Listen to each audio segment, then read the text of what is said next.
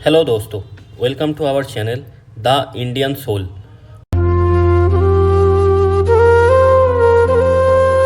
और मेरा नाम है शुभो और आज हमारे टॉपिक है Bangladesh the creation of India. तो आज हम बांग्लादेश के बारे में बात करने वाले हैं और कैसे बांग्लादेश बना इसको लेके हम डिस्कस करने वाले हैं। तो यहाँ पे हम जो टाइटल लिखे हैं उसमें हम Bangladesh the creation of India, तो इंडिया का क्रिएशन है बांग्लादेश।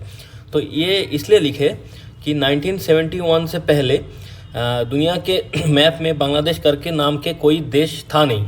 तो 1971 के बाद इंडिया के मदद से दुनिया के अंदर एक नया देश पैदा हुआ, वो है बांग्लादेश। तो बांग्लादेश बनने के पीछे इंडिया का जो इम्पोर्टेंट रोल था उसको आज हम डिस्कस करेंगे। और बांग्लादेश बनने के टाइम क्या क्या इंसिडेंट हुआ, इंडिया के अंदर क्या क्या इंसिडेंट हुआ, पाकिस्तान के अंदर क्या क्या इंसिडेंट हुआ, ग्लोबली क्या क्या चल रहा था, ये सारे चीज़ को लेके आज हम लोग डिस्कस करेंगे।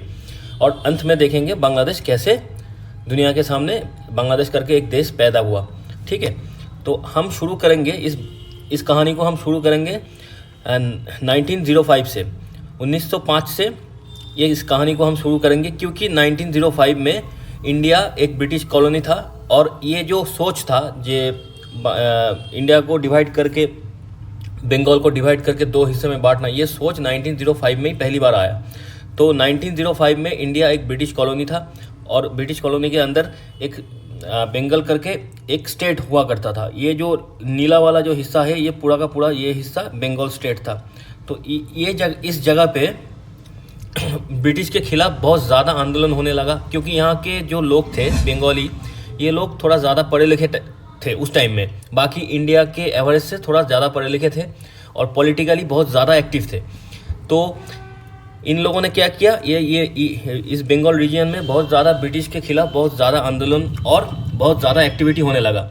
तो इस एक्टिविटी और आंदोलन को रोकने के लिए ब्रिटिश के उस टाइम जो बंगाल के रीजन में जो वाइसरॉय थे उनका नाम था लॉर्ड कर्जन। लॉर्ड कर्जन ने क्या किया, बंगाल रीजन को दो हिस्सों में बांट दिया। और बांटने के टाइम ऐसे बांटा कि रिलीजियन के बेसिस से, मतलब हिंदू मुस्लिम के बेसिस से बंगाल का जो रीजन था, ये वाला बड़ा वाला जो नीला हिस्सा था, इसको हम ब्रिटिश वाइसरॉय ने, लॉर्ड कर्जन ने इसको दो हिस्से में बांट दिया। और बांटने के टाइम ऐसे बांटा कि लोगों के बीच में जो एकता है, जो यूनिटी है हिंदू और मुस्लिम के बीच में, उसको तोड़ा जाए। तो इसीलिए उन्होंने हिंदू और मुस्लिम ये दो रिलीजन के बेसिस में इसको तोड़ा, इसको दो हिस्से में बांट दिया 1905 में। तो एक हिस्सा बना, ये ग्रीन वाला एक हिस्सा बना, जिसके अंदर ये आज के बांग्लादेश का थोड़ा हिस्सा और असम और त्रिपुरा मणिपुर, ये सारे नॉर्थ ईस्टर्न रीजन एक जगह पे आ गया। तो यहाँ पे ज़्यादातर लोग मुस्लिम थे, क्योंकि बांग्लादेश के एरिया में ज़्यादातर लोग मुस्लिम थे, इसलिए इस हिस्से को बांटा गया। और इस साइड में बंगाल करके एक रीजन रहा जिसमें हिंदू पॉपुलेशन ज़्यादा था, और उसके साथ उड़ीसा और बिहार के कुछ हिस्से को जोड़ दिया गया। तो ऐसे करके ये दो हिस्सों को तोड़ दिया गया, मतलब दो हिस्सों में बांट दिया गया था 1905 में। ठीक है, कर्जन ने बोला कि हम लोग क्योंकि बंगाल एक बड़ा सा रीजन है, इसमें एडमिनिस्ट्रेशन में कुछ दिक्कत आ रहा है, इसीलिए हम इसको दो हिस्सों में बांट दे रहे हैं। ओरिजिनल कारण ये नहीं था कि एडमिनिस्ट्रेशन की सुविधा होना है, उसके काम आसान हो जाएगा एडमिनिस्ट्रेशन की। तो ये असल कारण नहीं था, ये ओरिजिनल कारण नहीं था। ओरिजिनल रीज़न यही था कि जो ब्रिटिश के खिलाफ जो एक्टिविटी हो रहा था बंगाल रीजन से, उसको रोकना, और इसके वजह से ऐसे रोको कि लोगों के बीच में जो यूनिटी है वो भी टूट जाए। इसीलिए हिंदू मुस्लिम के बेसिस में इसको तोड़ा गया। तो जबकि ये 1905 में टूटा, मतलब डिवाइड हुआ, लेकिन ये डिवीजन 1911 तक ही चला, क्योंकि उसके दौरान बहुत ज़्यादा आंदोलन होने लगा इसके डिवीजन के खिलाफ, बंगाल पार्टीशन के खिलाफ। तो बाद में 1911 में इस पार्टीशन को रद्द किया गया। लेकिन जब पार्टीशन को रद्द किया गया, तब आसाम और नॉर्थ ईस्ट वाला जो आज का इंडिया का जो नॉर्थ ईस्ट वाला हिस्सा है वो अलग रह गया, इधर उड़ीसा का एरिया अलग रह गया। बस आज का जो वेस्ट बंगाल है और आज का जो बांग्लादेश है, ये एक साथ एक यूनिट करके, एक बंगाल करके एक रीजन रह गया उस टाइम। तो ये जो सोच है हिंदू और मुस्लिम के बेसिस से एक रीजन को बांटा जा सकता है, तो ये सोच पहली बार 1905 में आया। तो यही पॉइंट था, यही जो बेसिक पॉइंट था, जो बाद में बांग्लादेश बनने का एक कारण भी था, कि ये सोच हिंदू और मुस्लिम के बेसिस में जगह को बांटा जा सकता है। ये जो सोच था, ये बाद में एक बांग्लादेश बनने का एक कारण भी बना।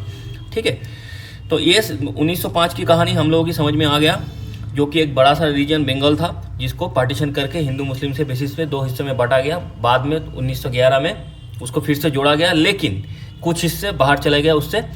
असम अलग हो गया, नॉर्थ ईस्ट का रीजन अलग हो गया, उड़ीसा का कुछ हिस्सा अलग हो गया, बिहार का कुछ हिस्सा अलग हो गया, लेकिन बस कितना जोड़ा गया, आज का जो वेस्ट बंगाल है, इंडिया के अंदर एक स्टेट है वेस्ट बंगाल, और जो आज का बांग्लादेश है, मैप के अंदर जो बांग्लादेश देश है, इस दो रीजन को एक साथ जोड़ के बस बंगाल प्रोविंस रह गया था 1911 में। ठीक है, अब हम आते हैं 1947 में। 1947 में क्या हुआ? 1947 में इंडिया आज़ाद हुआ, ब्रिटिश कॉलोनी से इंडिया एक आज़ाद देश बना। लेकिन इसका एक कीमत भी था। ये कीमत क्या था? इंडिया का पार्टीशन हुआ था। पार्टीशन मतलब इंडिया भी दो हिस्सों में बांट गया था। 1905 में बंगाल बांटा था दो हिस्सों में, आज 1947 में पूरा इंडिया ही बांट गया दो हिस्सों में। दो हिस्सों में क्या क्या हिस्सा हुआ? एक हिस्सा तो इंडिया हुआ, जो कि ये मैप के अंदर जो रेड वाला लाइन में मार्क कर रहा हूँ, ये पूरा का पूरा एक इंडिया बना। और क्या बना? और बना पाकिस्तान। ठीक है, और क्या बना? और बना पाकिस्तान, मतलब इंडिया बना, दूसरा क्या बना? पाकिस्तान। और यहाँ पे एक पाकिस्तान भी बना दो हिस्सों में, दो टुकड़ों में। एक टुकड़ा रह गया इधर वेस्ट पाकिस्तान जिसको बोलते हैं, और दूसरा ये ईस्ट पाकिस्तान। ये ग्रीन वाला जो दो हिस्सा है, ये दोनों पाकिस्तान का टुकड़ा है। मतलब वो जब भारत टूटा, उसमें एक टुकड़ा रखा भारत देश, दूसरा बना पाकिस्तान देश, और पाकिस्तान देश भी दो हिस्सों में बना। एक था वेस्ट पाकिस्तान, एक था ईस्ट पाकिस्तान। और ईस्ट पाकिस्तान में प्रोविंस का नाम था ईस्ट बंगाल। ठीक है, ईस्ट बंगाल क्या था? ये जो आज का दिन का जो बांग्लादेश है, ये पहले ईस्ट बंगाल नाम से पाकिस्तान का एक प्रोविंस हुआ करता था पार्टीशन के बाद।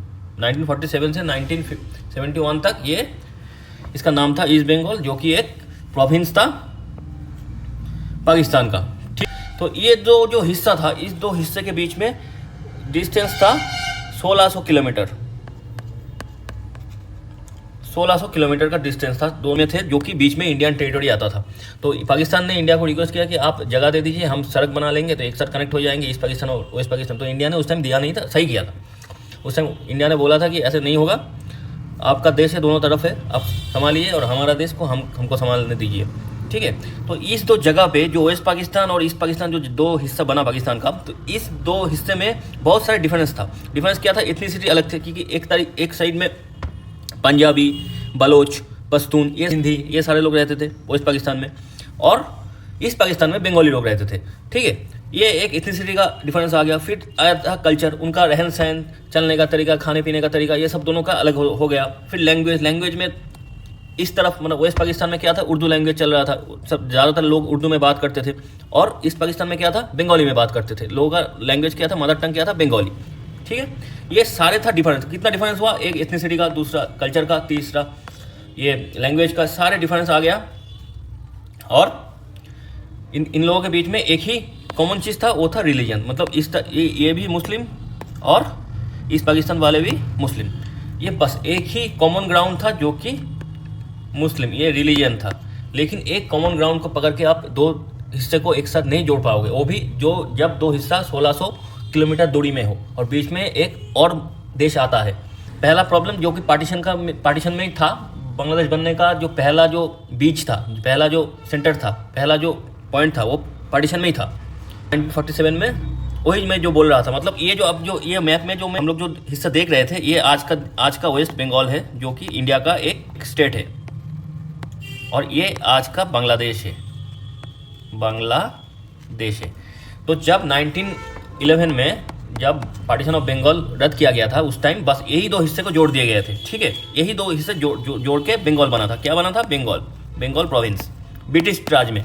अब जब 1947 हुआ, तो अब जब पाकिस्तान बना, तब एक हिस्सा तो पंजाब को तोड़ के एक हिस्सा बनाया गया, उधर पंजाब कश्मीर के बाजू में जो हिस्सा बना खैबर पख्तूनख्वा, फिर नीचे गुजरात के पास सिंध एरिया, फिर उधर बलूचिस्तान, ये सारे हिस्सा लेके वेस्ट पाकिस्तान बना। और ईस्ट पाकिस्तान जो बना, ईस्ट पाकिस्तान मतलब वो ये जो बंगाल वाला हिस्सा था, जहाँ पे इस साइड में ग्रीन वाले साइड में मुस्लिम लोग ज़्यादा रहते थे, तो यहाँ से तोड़ दिया गया। यहाँ से वही लाइन से 1905 में 1905 में बंगाल पार्टीशन हुआ था, उसी लाइन को फिर से एक्टिव कर दिया गया था, उसी लाइन से इसको तोड़ दिया गया। और ये सिलेट वाला जो प्रोविंस है, जो कि आज बांग्लादेश के अंदर है, इस सिलेट वाला प्रोविंस को ईस्ट पाकिस्तान के साथ जोड़ दिया गया था।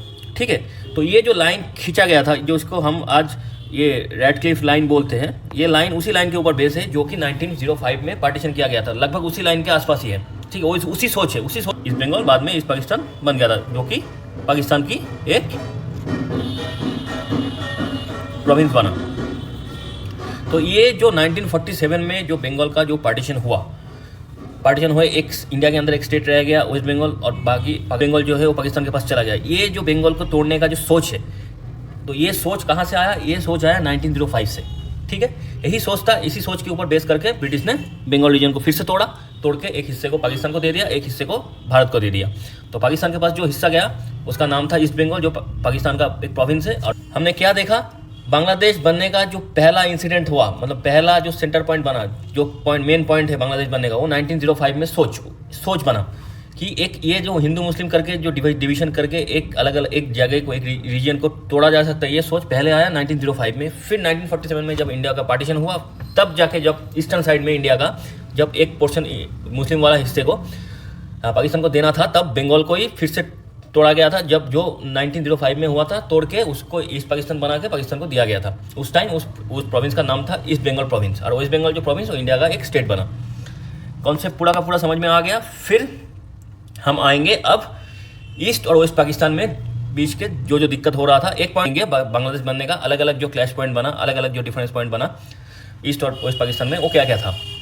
तो ईस्ट और वेस्ट पाकिस्तान के बीच में सबसे पहले जो क्लैश पॉइंट बना वो 1948 में। 1947 में इंडिया आज़ाद हुआ, पाकिस्तान आज़ाद हुआ, और 1948 में ही पहला क्लैश हुआ, पहला पॉइंट बना ईस्ट और वेस्ट पाकिस्तान के बीच में। जो दिक्कत, जो पहला डिफरेंस बना, क्या डिफरेंस था? जिन्ना प्रेसिडेंट थे पाकिस्तान की, तो उन्होंने क्या किया, उन्होंने डिक्लेरेशन दिया, एक डिक्लेयर बोला, उन्होंने बोला वेस्ट पाकिस्तान हो और ईस्ट पाकिस्तान हो, यानी ईस्ट बंगाल का प्रोविंस हो, इस दो जगह पे जितना भी लोग रहेंगे, सारे पाकिस्तानी को उर्दू को एज ए स्टेट लैंग्वेज मानना पड़ेगा। यानी ईस्ट बंगाल के लोग जिनका मदर टंग बंगाली है, उनको भी उर्दू ही बोलना पड़ेगा और उर्दू को स्टेट लैंग्वेज मानना पड़ेगा। ठीक है, जब ये चीज़ उन्होंने अनाउंस कर दिया, उसके बाद ईस्ट बंगाल में प्रोटेस्ट होने लगे, मतलब ईस्ट पाकिस्तान में प्रोटेस्ट होने लगे, क्योंकि उन लोगों का मदर टंग क्या था? बंगाली। ठीक है, उन्होंने बोला कि हमारे मदर टंग बंगाली है, हम उर्दू जानते तक नहीं, तो हम कैसे उसको अपना स्टेट लैंग्वेज मान ले? ये नहीं हो सकता। ये बोल के उन्होंने एक प्रोटेस्ट चालू कर दिया ईस्ट पाकिस्तान में। ठीक है, तो उस टाइम ईस्ट पाकिस्तान में एक लीडर थे, उनका नाम थे शेख मुजीबुर रहमान। ठीक है, उन्होंने क्या किया, उन्होंने एक मूवमेंट चालू किया, राइट ऑफ बंगालीज। उन्होंने बोला ये है मोहम्मद अली जिन्ना और ये है मुजीबुर रहमान। तो इन्होंने क्या बोला, ये मुजीबुर रहमान जी ईस्ट बंगाल के, मतलब ईस्ट पाकिस्तान के एक बड़े लीडर थे, मुस्लिम लीग के लीडर थे उस टाइम, मुस्लिम लीग के लीडर थे। पार्टी इन लोगों का एक ही था उस टाइम, जिन्ना का भी मुस्लिम लीग था, और ये हमारे बंगबंधु मुजीबुर रहमान जी का भी मुस्लिम लीग ही था उस टाइम पर। लेकिन उन्होंने बोला कि जिन्ना जी के जो ये बात है, जो प्रोविंस कोई भी हो, ईस्ट बंगाल प्रोविंस को भी और ईस्ट पाकिस्तान को भी, जो कि जिनका मदर टंग बंगाली है, वो लोग उर्दू को नहीं, अपना स्टेट लैंग्वेज नहीं मानेंगे, क्योंकि उनका जो रहन सहन, मतलब उनका जो पढ़ाई लिखाई जो भी होगा वो बंगाली में होगा। ठीक है, ये बोल के उन्होंने, मुजीबुर रहमान जी ने मूवमेंट चालू कर दिया। तो उसके बाद क्या हुआ, फिर हंगर स्ट्राइक चालू हुआ, फिर थोड़ा थोड़ा करके क्लैशेस होने लगे वहाँ पे, मतलब जो भी पाकिस्तानी फोर्सेस थे उनके साथ मुजीबुर रहमान जी का जो सपोर्टर्स थे, और आम लोग जो थे, जो लोग बंगाली को अपना लैंग्वेज, अपना मदर टंग और लैंग्वेज मानते थे, जो उसी भाषा में, उसी बंगाली भाषा में पढ़ना चाहते थे, और उसी भाषा में जो कल्चर है उसको आगे लेके जाना चाहते थे। तो उन लोगों के बीच में और पुलिस के बीच में थोड़ा थोड़ा करके क्लैश होना चालू हो गया, और मुजीबुर रहमान जी अरेस्ट हो गए थे पुलिस के हाथों। ठीक है, ये फिर 1947 के बाद 1948 में पहला क्लैश पॉइंट बना। ठीक है, तो वो लोग उर्दू जानते ही नहीं थे, क्योंकि उनका कुछ उसका बंगाली में ही था। पूरी ज़िंदगी उन लोगों ने बंगाली लैंग्वेज के ऊपर बातें की। तो उनके लिए ये बहुत ही, ये चीज़ जो उर्दू को स्टेट लैंग्वेज मान लेना, ये उनके लिए मानना बड़ा मुश्किल था। तो उन्होंने क्या किया, तो इसके बाद क्या हुआ, इसके बाद हुआ 1949 में मुजीब जी जब जेल से रिहा हुए, इम्प्रिजनमेंट से, जबकि 1948 में उनको उठा लिया गया था पुलिस के द्वारा, तो उन्होंने पहले काम क्या किया, उन्होंने मुस्लिम लीग छोड़ दिए। उन्होंने बोला जो पार्टी देश की एक बड़े आबादी मतलब 55% लोग, पाकिस्तान उस टाइम पाकिस्तान का पॉपुलेशन जितना था उसका 55% लोग ईस्ट पाकिस्तान में ही रहते थे। तो जबकि देश की जो सबसे बड़ी आबादी है ना, 55% की आबादी है, उसकी बातें सुना नहीं जा रहा है जिस पार्टी के द्वारा, तो उस पार्टी में रहने का कोई मतलब ही नहीं बनता। तो उन्होंने क्या किया, उन्होंने मुस्लिम लीग को छोड़ा और अवामी लीग करके एक पार्टी को, जो कि बंगाली नेशनल पार्टी था, जो कि ये ईस्ट पाकिस्तान की एक पार्टी था बंगाली लोगों की, उस पार्टी को ज्वाइन किया और अवामी लीग में ज्वाइन किया और मुस्लिम लीग के अगेंस्ट सारे प्रोटेस्ट और स्ट्रगल करना चालू कर दिए। ठीक है, और उर्दू भाषा के खिलाफ एक प्रोटेस्ट उभरने लगे पूरा ईस्ट पाकिस्तान में ही, सारे जगह पे ईस्ट पाकिस्तान के अंदर हर जगह पे हम मतलब वो लोग जो उर्दू नहीं मानेंगे, उर्दू को स्टेट लैंग्वेज नहीं मानेंगे ऐसा करके एक प्रोटेस्ट शुरू हो गया था।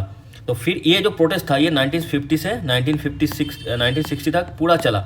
ठीक है, बहुत सारे पॉलिटिकल कैओस हुए, बहुत सारा स्ट्रगल हुआ, बहुत लोग जेल गए, पुलिस का प्रेशर आ गया मुजीबुर रहमान जी के ऊपर। फिर क्या हुआ, फिर धीरे धीरे करके ये पॉलिटिक्स की तरफ टर्न ले लिया। ये जो भाषा को लेके जो स्ट्रगल चल रहा था, ये चीज़ धीरे धीरे पॉलिटिकल बनने लगा। फिर क्या हुआ,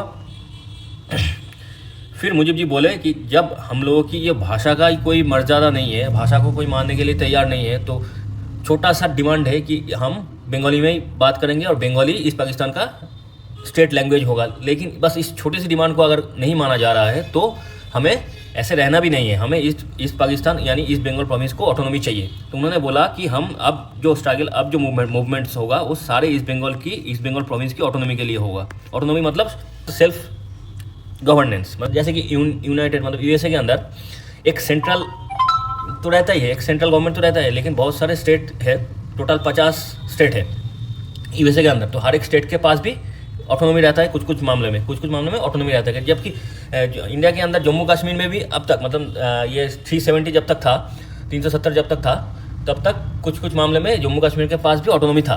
तो ऐसे ऑटोनॉमी उन्होंने मांग किया।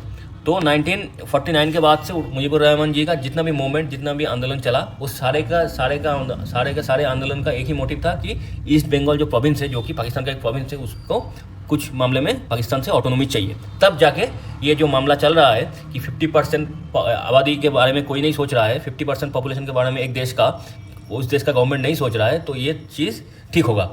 ठीक है, अगर ऑटोनॉमी मिल जाएगा तो ये चीज़ ठीक हो जाएगा। तो ये अभी उनका डिमांड कहाँ पे पहुँच गया, भाषा से पहुँच गया ऑटोनॉमी तक।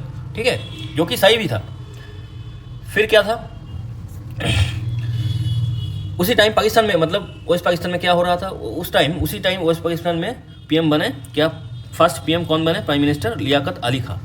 ठीक है,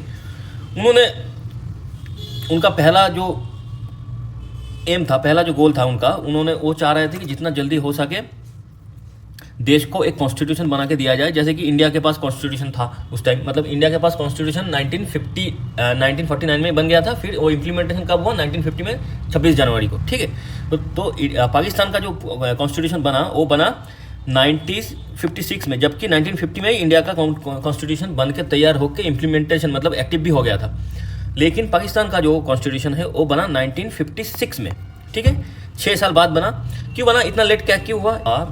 इसका लेट होने का पहला जो कारण था ये था, ये प्रोविंशियल पावर, मतलब कौन सी प्रोविंस को कितना पावर दिया जाए, इस पावर कितना दिया जाए, इसको लेकर डिसीजन नहीं बन पा रहा था। तो इसीलिए सारा कंट्रोवर्सी हो गया था, बहुत सारे इशू सामने आ गए थे। क्योंकि पाकिस्तान की सोच ये था कि सारा का सारा जो पॉलिटिकल पावर है वो वेस्ट पाकिस्तान में ही रहे, कि कोई दूसरे प्रोविंस के पास, मतलब जो वेस्ट पाकिस्तान से दूर है ईस्ट पाकिस्तान, उस प्रोविंस के पास ज़्यादा पावर ना जाए। तो ये सारे दिक्कतें उनके दिमाग में चल रहा था, इसीलिए उनका कॉन्स्टिट्यूशन बनने में 6 साल ज़्यादा लग गया। ठीक है, फिर क्या हुआ, उनका जो दिक्कत है, east Pakistan contain the majority of Pakistan population, जो मैं थोड़ी देर पहले बोल रहा था, जो ईस्ट पाकिस्तान जो हिस्सा है, जो आज के दिन में बांग्लादेश है, तो उसी में पाकिस्तान का 55% आबादी रहता था। ठीक है, तो अब वेस्ट पाकिस्तान के अंदर जो पंजाबी एलिट क्लास है, जो कि वेस्ट पाकिस्तान के अंदर और पाकिस्तान का पूरा पॉलिटिकल जो साइड है, पॉलिटिकल सिस्टम है, उसको देख रहा था, उसको संभाल रहा था। तो वो लोग चाह रहे थे कि सारे पावर, जो भी पॉलिटिकल पावर है, वो वेस्ट पाकिस्तान में रहे और ज़्यादातर पंजाबी एलिट क्लास के पास ही रहे। ठीक है, ये उनका दिमाग में यही चल रहा था कि पाकिस्तान के अंदर पंजाब प्रोविंस जो है वो एक सिग्निफिकेंट प्रोविंस बना रहे और पाकिस्तान पॉलिटिक्स के ऊपर जो पाकिस्तान पॉलिटिक्स का जो सारे पावर है वो पंजाबी लोगों के पास ही रहे और पंजाब प्रोविंस के पास ही ज़्यादातर पावर रहे। ठीक है, ये उन लोगों की सोच था। तो पंजाबी लोग क्या बोले, तो उन्होंने बोला कि हम इस पाकिस्तान में ज़्यादा पॉलिटिकल पावर हम नहीं देना चाहते। किसका कारण क्या दिखाया उन्होंने फिर से क्या किया, उन्होंने फिर से जो गलती ब्रिटिश लोगों ने डाल के गया था इंडिया के पार्टीशन के टाइम, वही बीज को उन्होंने फिर से पानी दिए, पौधा बनाया, पानी दिया, जैसे कि वो बीज और बड़ा हो। उन्होंने क्या बोला, पाकिस्तान के पंजाबी लोग, उन्होंने बोला कि इस पाकिस्तान में ज़्यादातर लोग मुस्लिम तो है, लेकिन उनके साथ बहुत सारे लोग हिंदू भी है। ठीक है, उस टाइम इस पाकिस्तान में 25% आबादी हिंदू थे। ठीक है, तो उन्होंने बोला कि इस पाकिस्तान में 22% लोग हिंदू है, जो कि बहुत ज़्यादा पॉपुलेशन है, और ये पॉपुलेशन कभी मुस्लिम पॉपुलेशन के प्रति लॉयल नहीं रहेंगे, ये बोल के उन्होंने बोला। इसीलिए हम लोग चाहते हैं कि इस बंगाल प्रोविंस जो इस पाकिस्तान में है उसमें ज़्यादा पावर ना जाए। ठीक है, ये उनका लॉजिक था। ठीक है, अजीब सा लॉजिक था। जब अब देश के अंदर एक देश के अंदर हिंदू भी रह सकता है, मुस्लिम भी रह सकता है, बहुत क्रिश्चियन, हर कोई रह सकता है, बस जात पात के नाम पे आप ऐसे डिविजन नहीं कर सकते। तो वही गलती ये पंजाबी लोग वहाँ पे किया। ठीक है, फिर से गलती किया, क्या किया उन्होंने, हिंदू मुस्लिम उठा दिए टॉपिक और बोला कि हिंदू लोग उतना साथ मुस्लिम के ऊपर लॉयल नहीं रहेंगे, और इसीलिए हम लोग चाहते हैं कि सारे का सारा पावर पंजाब प्रोविंस के पास रहे, जो कि वेस्ट पाकिस्तान में है, और पॉलिटिकल पावर कुछ भी ज़्यादा पॉलिटिकल पावर इस पाकिस्तान यानी ईस्ट बंगाल प्रोविंस में ना जाए। ठीक है, अब क्या हुआ, फिर से प्रॉब्लम होना चालू हो गया, क्योंकि जब आप बस कोई लेम सा खराब सा लॉजिक मतलब पॉइंट दे के आप पॉलिटिकल पावर पूरा का पूरा अपने पास रखना चाहोगे तो दिक्कत तो आएगा ही। तो अभी उनका जो मैं बोला कि वो लोग बोल रहे थे कि इस पाकिस्तान में हिंदुओं का पॉपुलेशन ज़्यादा था, तो हम थोड़ा सा अब ये सेंसस देख लेंगे। ठीक है, सेंसस क्या देखेंगे, सबसे पहले हम 1951 का सेंसस देखेंगे। 1951 मतलब 1947 मतलब देश आज़ाद होने के बाद पाकिस्तान के अंदर हिंदू कितना था। पाकिस्तान के अंदर मुस्लिम था 85%, मतलब मान लीजिए 86%, और हिंदू था 13%। ठीक है, तो अब पाकिस्तान बना दो हिस्सों में, अब हम दो हिस्सों का करेंगे। तो ईस्ट पाकिस्तान मतलब आज का बांग्लादेश में उस टाइम 77% था मुस्लिम और 22% था हिंदू। फिर बाकी छोटा छोटा करके बहुत सारे रिलीजन थे, क्रिश्चियन थे, अदर्स थे। तो और वेस्ट पाकिस्तान में जो आज के दिन का पाकिस्तान है वो 1951 में 97% था मुस्लिम और 2% के करीब था, 1.6% लगभग हिंदू थे। ठीक है, ये था 1951 के सेंसस। और कॉन्स्टिट्यूशन कब आया, 1956 में। ये कहाँ पे, पाकिस्तान में 1956 में कॉन्स्टिट्यूशन आया। तो उसके बाद इलेक्शन करने का जो तरीका, मतलब कैसे इलेक्शन किया जाए, ये सब डिस्कस होना चालू हुआ।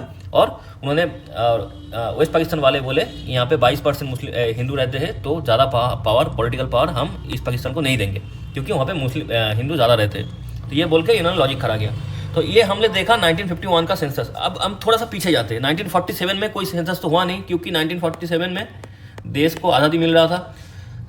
चारों ओर पार्टीशन, दोनों इंडिया के भारत के दो हिस्सा हुआ, दो ईस्टर्न बॉर्डर पे और वेस्टर्न बॉर्डर पे, दोनों बॉर्डर में पार्टीशन हुआ। और पूरा का पूरा क्या था, यहाँ से उस हिंदू पाकिस्तान से भारत आ रहे थे, भारत से मुस्लिम पाकिस्तान जा रहे थे, बीच में बहुत मारकाट हुआ, बहुत लोग मरे, एक वायलेंट पार्टीशन था इंडिया का। ठीक है, तो इसीलिए 1947 में कोई सेंसस तो हुआ नहीं। उससे पहले 1941 में सेंसस हुआ था। तब के जो आज के जो पाकिस्तान है, मतलब वेस्ट पाकिस्तान, उसमें 1941 में हिंदू कितने थे, 14% मतलब 14%। ये बस वेस्ट पाकिस्तान मतलब आज के पाकिस्तान का जो जितना हिस्सा बचा हुआ है उसी हिस्से का हिसाब है, जो कि 1941 में वहाँ पे 14% ये थे, हिंदू थे, जो कि बीच में 1947 गए और 1951 आते आते 1.3% हो गया, क्योंकि बहुत सारे हिंदू वहाँ से इंडिया माइग्रेट कर गए और बाकी को कन्वर्ट करवा दिए गए और या तो मार दिए गए। तो जो चीज़ हम पाकिस्तान के ऊपर बोलते हैं ना, पाकिस्तान में हिंदू के ऊपर बहुत सारा अत्याचार हुआ है, उनको कन्वर्ट किया गया है, उनको मार दिया गया है, ये चीज़ एक्चुअली बांग्लादेश के ऊपर भी एप्लीकेबल होता है। क्योंकि जबकि 1951 में बांग्लादेश के अंदर 22% हिंदू था। ठीक है, आज कितना है, फिर 1961 आते आते 8.5% हो गया, फिर 1974 आते आते 13.5% हो गया, होते होते आज 2022 मतलब 2 साल पहले, आज 2024 चल रहा है, तो 22 तक वो 8% में आ गया हिंदू बांग्लादेश के अंदर। तो जो दिक्कत पाकिस्तान में है वही दिक्कत बांग्लादेश में भी है। बांग्लादेश में भी बहुत सारे हिंदुओं के ऊपर शायद अत्याचार भी हुआ है, बहुत सारे हिंदू अत्याचार की वजह से यहाँ पे इंडिया पे माइग्रेट कर गए, बहुत सारे हिंदू वहाँ पे कन्वर्ट किया गया। ये सारी चीज़ जो कि हिसाब हम पाकिस्तान के ऊपर बोलते हैं, पाकिस्तान ने किया है हिंदुओं के साथ, वही सेम काम बांग्लादेश में भी हुआ है, बांग्लादेश ने भी किया है। ठीक है, क्योंकि ये जो सेंसस है ये चीज़ वही बोल रहा है कि बांग्लादेश का भी ये दिक्कत है, वहाँ पे भी गड़बड़ हुआ है, क्योंकि सेंसस बोल रहा है। फिर 1952 आते आते प्रोटेस्ट और मेजर रूप ले लिए, बहुत ज़्यादा प्रोटेस्ट होने लगे। ठीक है, 1952 आते आते protest and opposition against Muslim League in East Bengal चालू हो गया, बहुत भयानक तरीके से। सीरीज ऑफ राइट होकर बहुत सारे दंगे हुए ईस्ट पाकिस्तान में, क्योंकि मुस्लिम लीग चाह रहा था कि जैसे तैसे करके उर्दू को नेशनल लैंग्वेज बना दिया जाए पाकिस्तान की, जो कि ये इस पाकिस्तान के बंगाली लोग मानने के लिए तैयार नहीं थे कि बंगाली लोग 55% थे टोटल पाकिस्तान की पॉपुलेशन की। तो जब मेजर लोग आपकी देश की, भले ही वो आपसे 1600 किलोमीटर दूर रहे होगा, लेकिन अगर आपका मेजर पॉपुलेशन जब बंगाली लैंग्वेज बोल रहा है तो आपको उस लैंग्वेज को एक अलग से मर्यादा देना होगा। ये रूल है, बस ये होना चाहिए। हमारे देश भारत में बहुत सारे छोटे छोटे स्टेट है जिसका लैंग्वेज थोड़ा अलग है, हम सारे लैंग्वेज के एक साथ लेके चलते हैं, लेकिन पाकिस्तान वाले उनको दिमाग में उर्दू घुस गया। कहाँ से उर्दू घुस गया? वो भी उर्दू भी, ये उर्दू भी कोई पाकिस्तान का लैंग्वेज है नहीं, क्योंकि उर्दू भी हमारे देश में इंडिया में पैदा हुआ।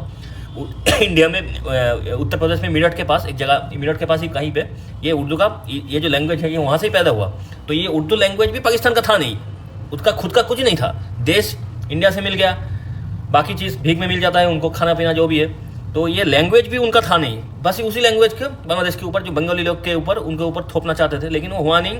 राइट होना चालू हो गया और इस राइट ने बंगाली लोगों को और ज़्यादा यूनिटी दे दिया, और ज़्यादा यूनाइटेड कर दिया। और धीरे धीरे उन लोगों ने जो इस पाकिस्तान के जो बंगाली लोग थे, उन्होंने मुस्लिम लीग के खिलाफ लड़ना चालू कर दिया और रीजनल पार्टीज़ का सपोर्ट भी लेने लगे। रीजनल पार्टी मतलब ये ईस्ट पाकिस्तान में आवामी लीग, जो कि मुजीबुर रहमान जी का पार्टी था, वो पार्टी छोड़ के भी बहुत सारे छोटे छोटे पार्टी थे, उन सारे पार्टी ने एकजुट होकर इस आंदोलन के खिलाफ, मतलब उर्दू को नेशनल लैंग्वेज बनाने का जो मुहिम चल रहा था वेस्ट पाकिस्तान के द्वारा, तो उसके खिलाफ एक साथ एकजुट होकर लड़ने लगे।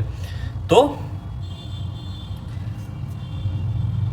उन्होंने बोला कि अगर हम उर्दू को एज ए नेशनल लैंग्वेज मान ले तो फिर से ये ईस्ट पाकिस्तान वाला हिस्सा वेस्ट पाकिस्तान का एक कॉलोनी बन जाएगा। ठीक है, हमारा खुद का जो पहचान था, जो हम लोगों का जो लैंग्वेज, बंगाली लैंग्वेज, हम लोगों का बंगाली कल्चर, हम लोगों की खाना पीना, रहन सहन, ये सारे चीज़ अगर हम लोगों से छीन लिया गया तो हम तो सिर्फ वही कॉलोनी बन जाएंगे।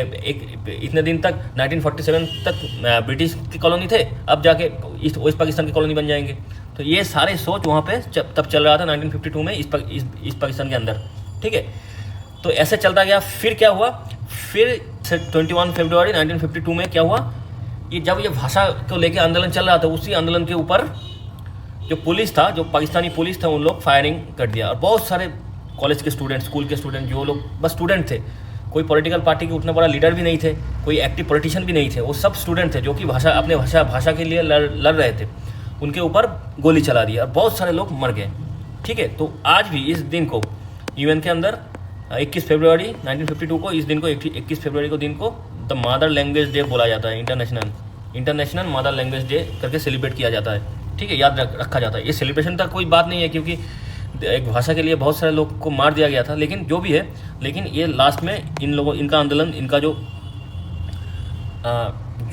उर्दू के खिलाफ जो लड़ाई है, फिर अपना रंग दिखाया। फिर उनके देश में ये देश बाद में आज़ाद भी हुआ। तो हम धीरे धीरे करके जानेंगे।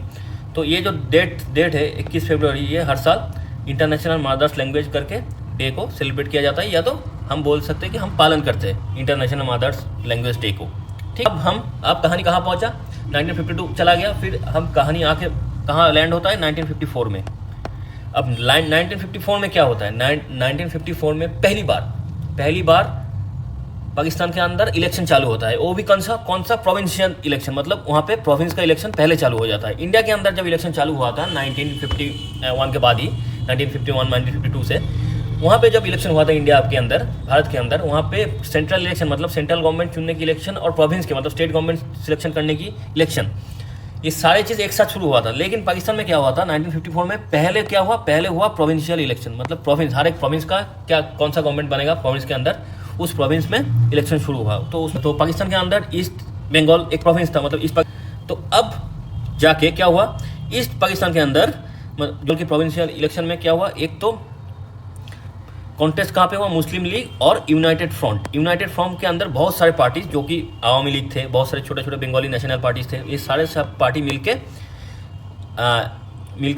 चुनाव लड़े। और कृषक श्रमिक पार्टी करके एक पार्टी था, उनका एक लीडर था फजलुल हक, और आवामी लीग का जो लीडर था मुजीबुर रहमान। ये दोनों चेहरा थे, एकदम सामने आके इन लोगों का चेहरा सामने था। और इनके लीडरशिप में, इन दोनों की लीडरशिप में फजलुल हक क्रिश्चियन श्रमिक पार्टी से थे और मुजीबुर रहमान जी आवामी लीग पार्टी से थे। इन ऐसे तो यूनाइटेड फ्रंट के अंदर बहुत सारे पार्टी थे, लेकिन ये दो पार्टी के जो बड़े लीडर थे, ये लोग सामने, इनका चेहरा सामने रख के ये इलेक्शन लड़ा गया। और क्या हुआ, ये जो मुस्लिम लीग था, वेस्ट पाकिस्तान के जो पार्टी था, पॉलिटिकल पार्टी था, ये खत्म हो गया। मतलब इसका एक मतलब कंप्लीट वाइप अप हो गया। कहाँ से?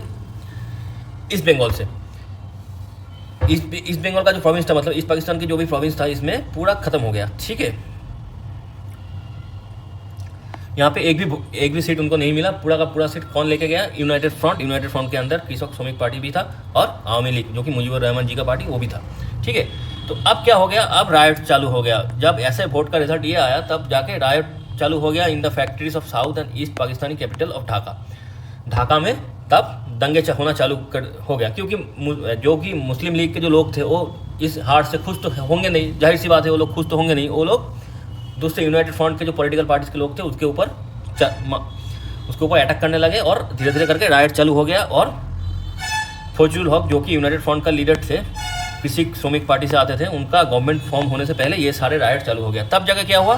तब जाके वेस्ट पाकिस्तान के जो लोग थे, मतलब जो सेंट्रल गवर्नमेंट था पाकिस्तान की, उन्होंने बोला कि ये स्टेट के अंदर राइट चल रहा है, मतलब दंगे चल रहा है, ये स्टेट अपने पॉलिटिकल स्टेबिलिटी में है नहीं, ऊपर से कोई लॉ एंड ऑर्डर ठीक ठाक है नहीं, तो इसके ऊपर हम गवर्नर्स रूल लगाएंगे। ठीक है, जैसे कि हमारे देश में बहुत सारे स्टेट के ऊपर प्रेसिडेंशियल रूल लगा था, लॉ एंड ऑर्डर ठीक सही तरीके से काम नहीं कर रहा था, इसीलिए लगा दिया गया था। तो इन्होंने कि ये एक्सक्यूज़ खड़ा किया कि इन्होंने बोला, सेंट्रल गवर्नमेंट ऑफ पाकिस्तान, उन्होंने बोला कि वहाँ पे ईस्ट बंगाल में लॉ एंड ऑर्डर सही तरीके से काम नहीं कर रहा है, तो इसीलिए हम लोग क्या करेंगे?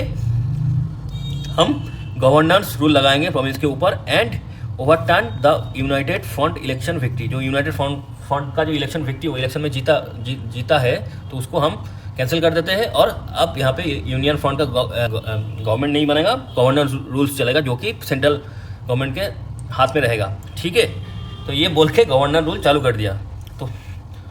तो उसके बाद इस्कंदर मिर्जा करके एक civil servant and minister in central government was sent to rule the province until such time of stability could be assured. ये बंदा के नाम था इस्कंदर मिर्जा। ये एक सिविल सर्वेंट था पाकिस्तान का। इसको भेजा गया कहाँ पे?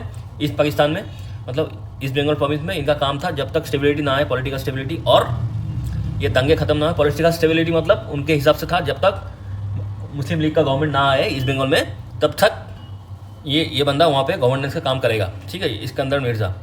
ठीक है, तो यहाँ पे तो बांग्लादेश बनने की पहला था 1905 में बंगभंग, मतलब पार्टीशन ऑफ बंगाल का जो आइडिया था, वो पहला कारण था। फिर 1947 में ये हुआ, पार्टीशन हुआ, पाकिस्तान का 2 हिस्से में बना पाकिस्तान, ये एक कारण था। फिर जाके भाषा को लेके आंदोलन चालू हो गया बंगाली और उर्दू के बीच में, तो ये तीसरा कारण था बांग्लादेश बनने का। और अब ये चौथा कारण भी दे दिया पाकिस्तान वाले। क्या था? जब एक चुनी हुई गवर्नमेंट, स्टेट गवर्नमेंट हुआ है, तो उसको आप राज करने दीजिए, गवर्नमेंट बनाने दीजिए, वो ना करके उसके ऊपर उसको कैंसिल करवा के फिर गवर्नेंस रूल बेवजह चालू कर देना। ठीक है, खुद ही राइट बना के, फिर राइट को आगे दिखा के, राइट को बड़ा दिखा के, लॉ एंड ऑर्डर फेलियर दिखा के, फिर जब आप जोर ज़बरदस्ती गवर्नर रूल चालू कर देंगे, तो प्रोविंस के अंदर ये डिससेटिस्फेक्शन तो आएगा ही, सारे लीडर तो गुस्से होंगे ही जो दूसरे पार्टी के थे। तो ये हुआ 1954 में। अब कहाँ आते हैं कहानी आता है 1956 में। 1956 में आया कहानी कहाँ पे? ये कहानी है पाकिस्तान की, मतलब आज के वेस्ट पाकिस्तान में, सेंट्रल गवर्नमेंट की, पाकिस्तान की। तो 1957 में क्या हुआ? 56 में पाकिस्तान को जो कॉन्स्टिट्यूशन है वो तैयार होकर बन गया। ठीक है, तो वहाँ पे क्या लिखा गया? Pakistan declared an Islamic Republic by the constitution. Constitution में क्या डाला गया कि पाकिस्तान एक इस्लामिक रिपब्लिक है, मतलब यहाँ पे इस्लाम जो है वही एक रिलीजन प्रायोरिटी में रहेगा। ठीक है, फिर क्या? जैसे कि हमारा देश भारत एक सेकुलर देश बना, यहाँ पे हर धर्म के लोग इक्वल राइट्स, इक्वल सब कुछ दिया जाएगा, लेकिन पाकिस्तान क्या बना? इस्लामिक रिपब्लिक बना, जो कि ईस्ट बंगाल और ईस्ट पाकिस्तान के लिए थोड़ा सा दिक्कत की बात हो गया, क्योंकि वहाँ पे 22% लोग हिंदू थे और दूसरे धर्म के भी लोग, बहुत सारे लोग थे, तो ये उनके लिए थोड़ा सा दिक्कत की बात हो गया। ठीक है, अब उसी कॉन्स्टिट्यूशन में क्या गया? तो टोटल 300 सीट होगा जब भी पार्लियामेंट, मतलब सेंट्रल गवर्नमेंट की जो इलेक्शन होगा, उसमें 300 MP के सीट होंगे, जिसमें इक्वली डिवीजन होगा। किसके बेसिस पे? पॉपुलेशन के बेसिस में, ठीक है, equally representing east west Pakistan, ठीक है। और उसके बाद 10 एडिशनल सीट भी रिजर्व किया गया महिलाओं के लिए, जो बाद में 13 सीट हो गया था, कन्वर्ट करके उसको ज़्यादा करके 13 हो गया था। कमिंग फ्रॉम ईच रीजन, हर एक रीजन से ये ऐसे सीट आएंगे। तो ये कॉन्स्टिट्यूशन में लिखा गया था, ठीक है। 1956 में जो कॉन्स्टिट्यूशन बना उसमें बहुत चीज़ लिखा गया था, उसमें से जो चीज़ हमें अभी जानना है वो है ये। एक ये है कि कॉन्स्टिट्यूशन में पाकिस्तान को इस्लामिक रिपब्लिक बोला गया, जो कि इस्लाम मेन रिलीजन बन गया वहाँ पे। बाकी हिंदू, पंजाबी, सिख, बौद्ध सारे पीछे चले गए। और जो 300 का जो MP का जो सीट रहेगा वो इक्वल तरीके से आएगा ईस्ट पाकिस्तान से और वेस्ट पाकिस्तान से। और 13 सीट रहेगा रिजर्व किसके लिए, महिलाओं के लिए, जो कि इक्वल डिवीजन होगा ईस्ट और वेस्ट पाकिस्तान के बीच में, ठीक है। ये सारे चीज़ 1956 में जो कॉन्स्टिट्यूशन बना पाकिस्तान की उसमें बोला गया। अच्छा, यहाँ पे एक चीज़ हमें और भी याद रखनी है, जो कि एक और भी कारण है बांग्लादेश बनने की, वो है बजट का सैंक्शन। पाकिस्तान के अंदर क्या चल रहा था, जो भी ज़्यादा, पाकिस्तान के अंदर पॉपुलेशन कहाँ जहाँ ज़्यादा थी, 55% पॉपुलेशन कहाँ थी, 55% पॉपुलेशन थी ईस्ट पाकिस्तान में, ठीक है। और 45% पॉपुलेशन कहाँ थी, वो थी वेस्ट पाकिस्तान में। लेकिन दिक्कत यहाँ पे आया, कहाँ पे पाकिस्तान का जो टोटल बजट था उसका ज़्यादातर हिस्सा कम वाले पॉपुलेशन एरिया जो है, रीजन जो कि वेस्ट पाकिस्तान है, जहाँ पे कम पॉपुलेशन रहता है वहाँ पे ज़्यादा बजट खर्चा हो रहा था।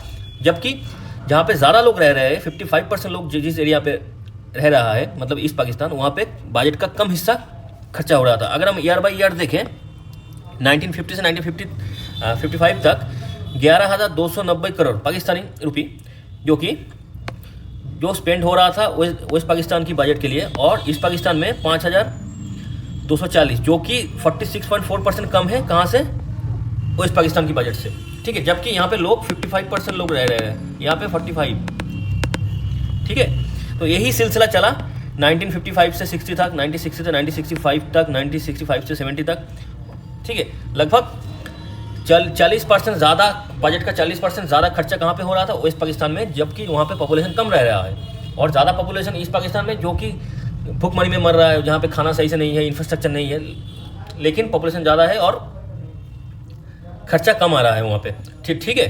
तो ये 5वां कारण है, जो कि बजट का भी हिस्सा है थोड़ा सा, जो भी बांग्लादेश बनने में, ये बांग्लादेश का जो सोच है उसको जन्म दिया कि हम लोग ज़्यादा लोग हैं, ज़्यादा काम करते हैं, ज़्यादा मेहनत करते हैं, लेकिन हमारे पीछे बजट का सैंक्शन कम होता है। तो ये जो सोच था ये यहाँ से आया। अब आएंगे, अब कहानी धीरे धीरे करके जब ज़्यादा प्रोटेस्ट होने लगा, ज़्यादा दिक्कतें आने लगी, तब कहानी कहाँ पहुँचा, धीरे धीरे करके 1966 में पहुँचा। वहाँ पे क्या हुआ, वहाँ पे शेख मुजीबुर रहमान जी, जो आवामी लीग पार्टी के नेता थे, हम जिनके फ़ोटो कुछ देर पहले ही दिखाए, पहले वाले स्लाइड में, तो उन्होंने बोला कि हमें क्या चाहिए, हमें ग्रेटर ऑटोनॉमी चाहिए इस पाकिस्तान के लिए, ग्रेटर ऑटोनॉमी चाहिए, कि ताकि हम लोग सही तरीके से अपने इलाके, अपने रीजन को गवर्न कर पाए, और ठीक तरीके से लोगों की जो डेवलपमेंट है, उसका जो कॉमन लाइफ का, जो जनरल लाइफ का जो डेवलपमेंट है, उसका पढ़ाई लिखाई, इंफ्रास्ट्रक्चर, हॉस्पिटल्स, खाना पीना, एग्रीकल्चर, इस सारे चीज़ को अगर हमें डेवलप करनी है तो हमें ग्रेटर ऑटोनॉमी चाहिए, बहुत ज़्यादा ऑटोनॉमी चाहिए इस पाकिस्तान को, ठीक है। ऑटोनॉमी किससे चाहिए, पाकिस्तान से, मतलब वेस्ट पाकिस्तान से। तो उन्होंने ऐसा करके एक कोalition ऑफ बंगाल नेशनल पार्टी, सारे बंगाल में, ईस्ट बंगाल में, मतलब ईस्ट पाकिस्तान में जितने सारे बंगाली पार्टीज थे उनको सारे जोड़ के एक नेशनल पार्टी बनाया, बंगाली नेशनल पार्टी करके। Total 6 demand Pakistan central government के पास सामने रख दिया। तो पहला डिमांड क्या था, फेडरल स्टेट मतलब फेडरल, इस वर्ड का मीनिंग ये है कि सेंट्रल और स्टेट के बीच में पावर डिवीजन कैसे होगा, क्या क्या पावर सेंट्रल के पास होगा, क्या क्या पावर स्टेट यानी प्रोविंस के पास होगा, इसका क्लियर डिमार्केशन रहेगा, ठीक है। ये है फेडरल स्टेट। फिर आएगा apart from defence and foreign affairs all subject to state, मतलब उन्होंने बोला कि ईस्ट पाकिस्तान की डिफेंस यानी मिलिट्री सिक्योरिटी और फॉरेन अफेयर्स मतलब फॉरेन पॉलिसी क्या होगा, बस यही 2 चीज़ छोड़ के बाकी सारे चीज़ स्टेट देखेगा। मतलब ईस्ट पाकिस्तान के अंदर जो स्टेट गवर्नमेंट बनेगा वही सारी चीज़ देखेंगे, बस डिफेंस और फॉरेन अफेयर को छोड़ के। ये हो गया उसका दूसरा डिमांड। और तीसरा डिमांड क्या है, तीसरा डिमांड यह है कि ईस्ट पाकिस्तान के लिए सेपरेट करेंसी चाहिए और फिजिकल पॉलिसी, मतलब कितना टैक्सेशन होगा, कितना बजट में खर्चा होगा, ये सारे चीज़ ईस्ट पाकिस्तान डिसाइड करेगा। ईस्ट पाकिस्तान के अंदर जो स्टेट गवर्नमेंट रहेगा, जो प्रोविंशियल गवर्नमेंट रहेगा, वो डिसाइड करेगा। क्योंकि हमारे यहाँ पे बजट कम सेंक्शन हो रहा था वेस्ट पाकिस्तान से तुलना में 46% कम लगभग। तो इसीलिए उन्होंने बोला कि टैक्सेशन का पावर और सेपरेट करेंसी होगा और फिजिकल पॉलिसी सारे चीज़ स्टेट गवर्नमेंट डिसाइड करेगा।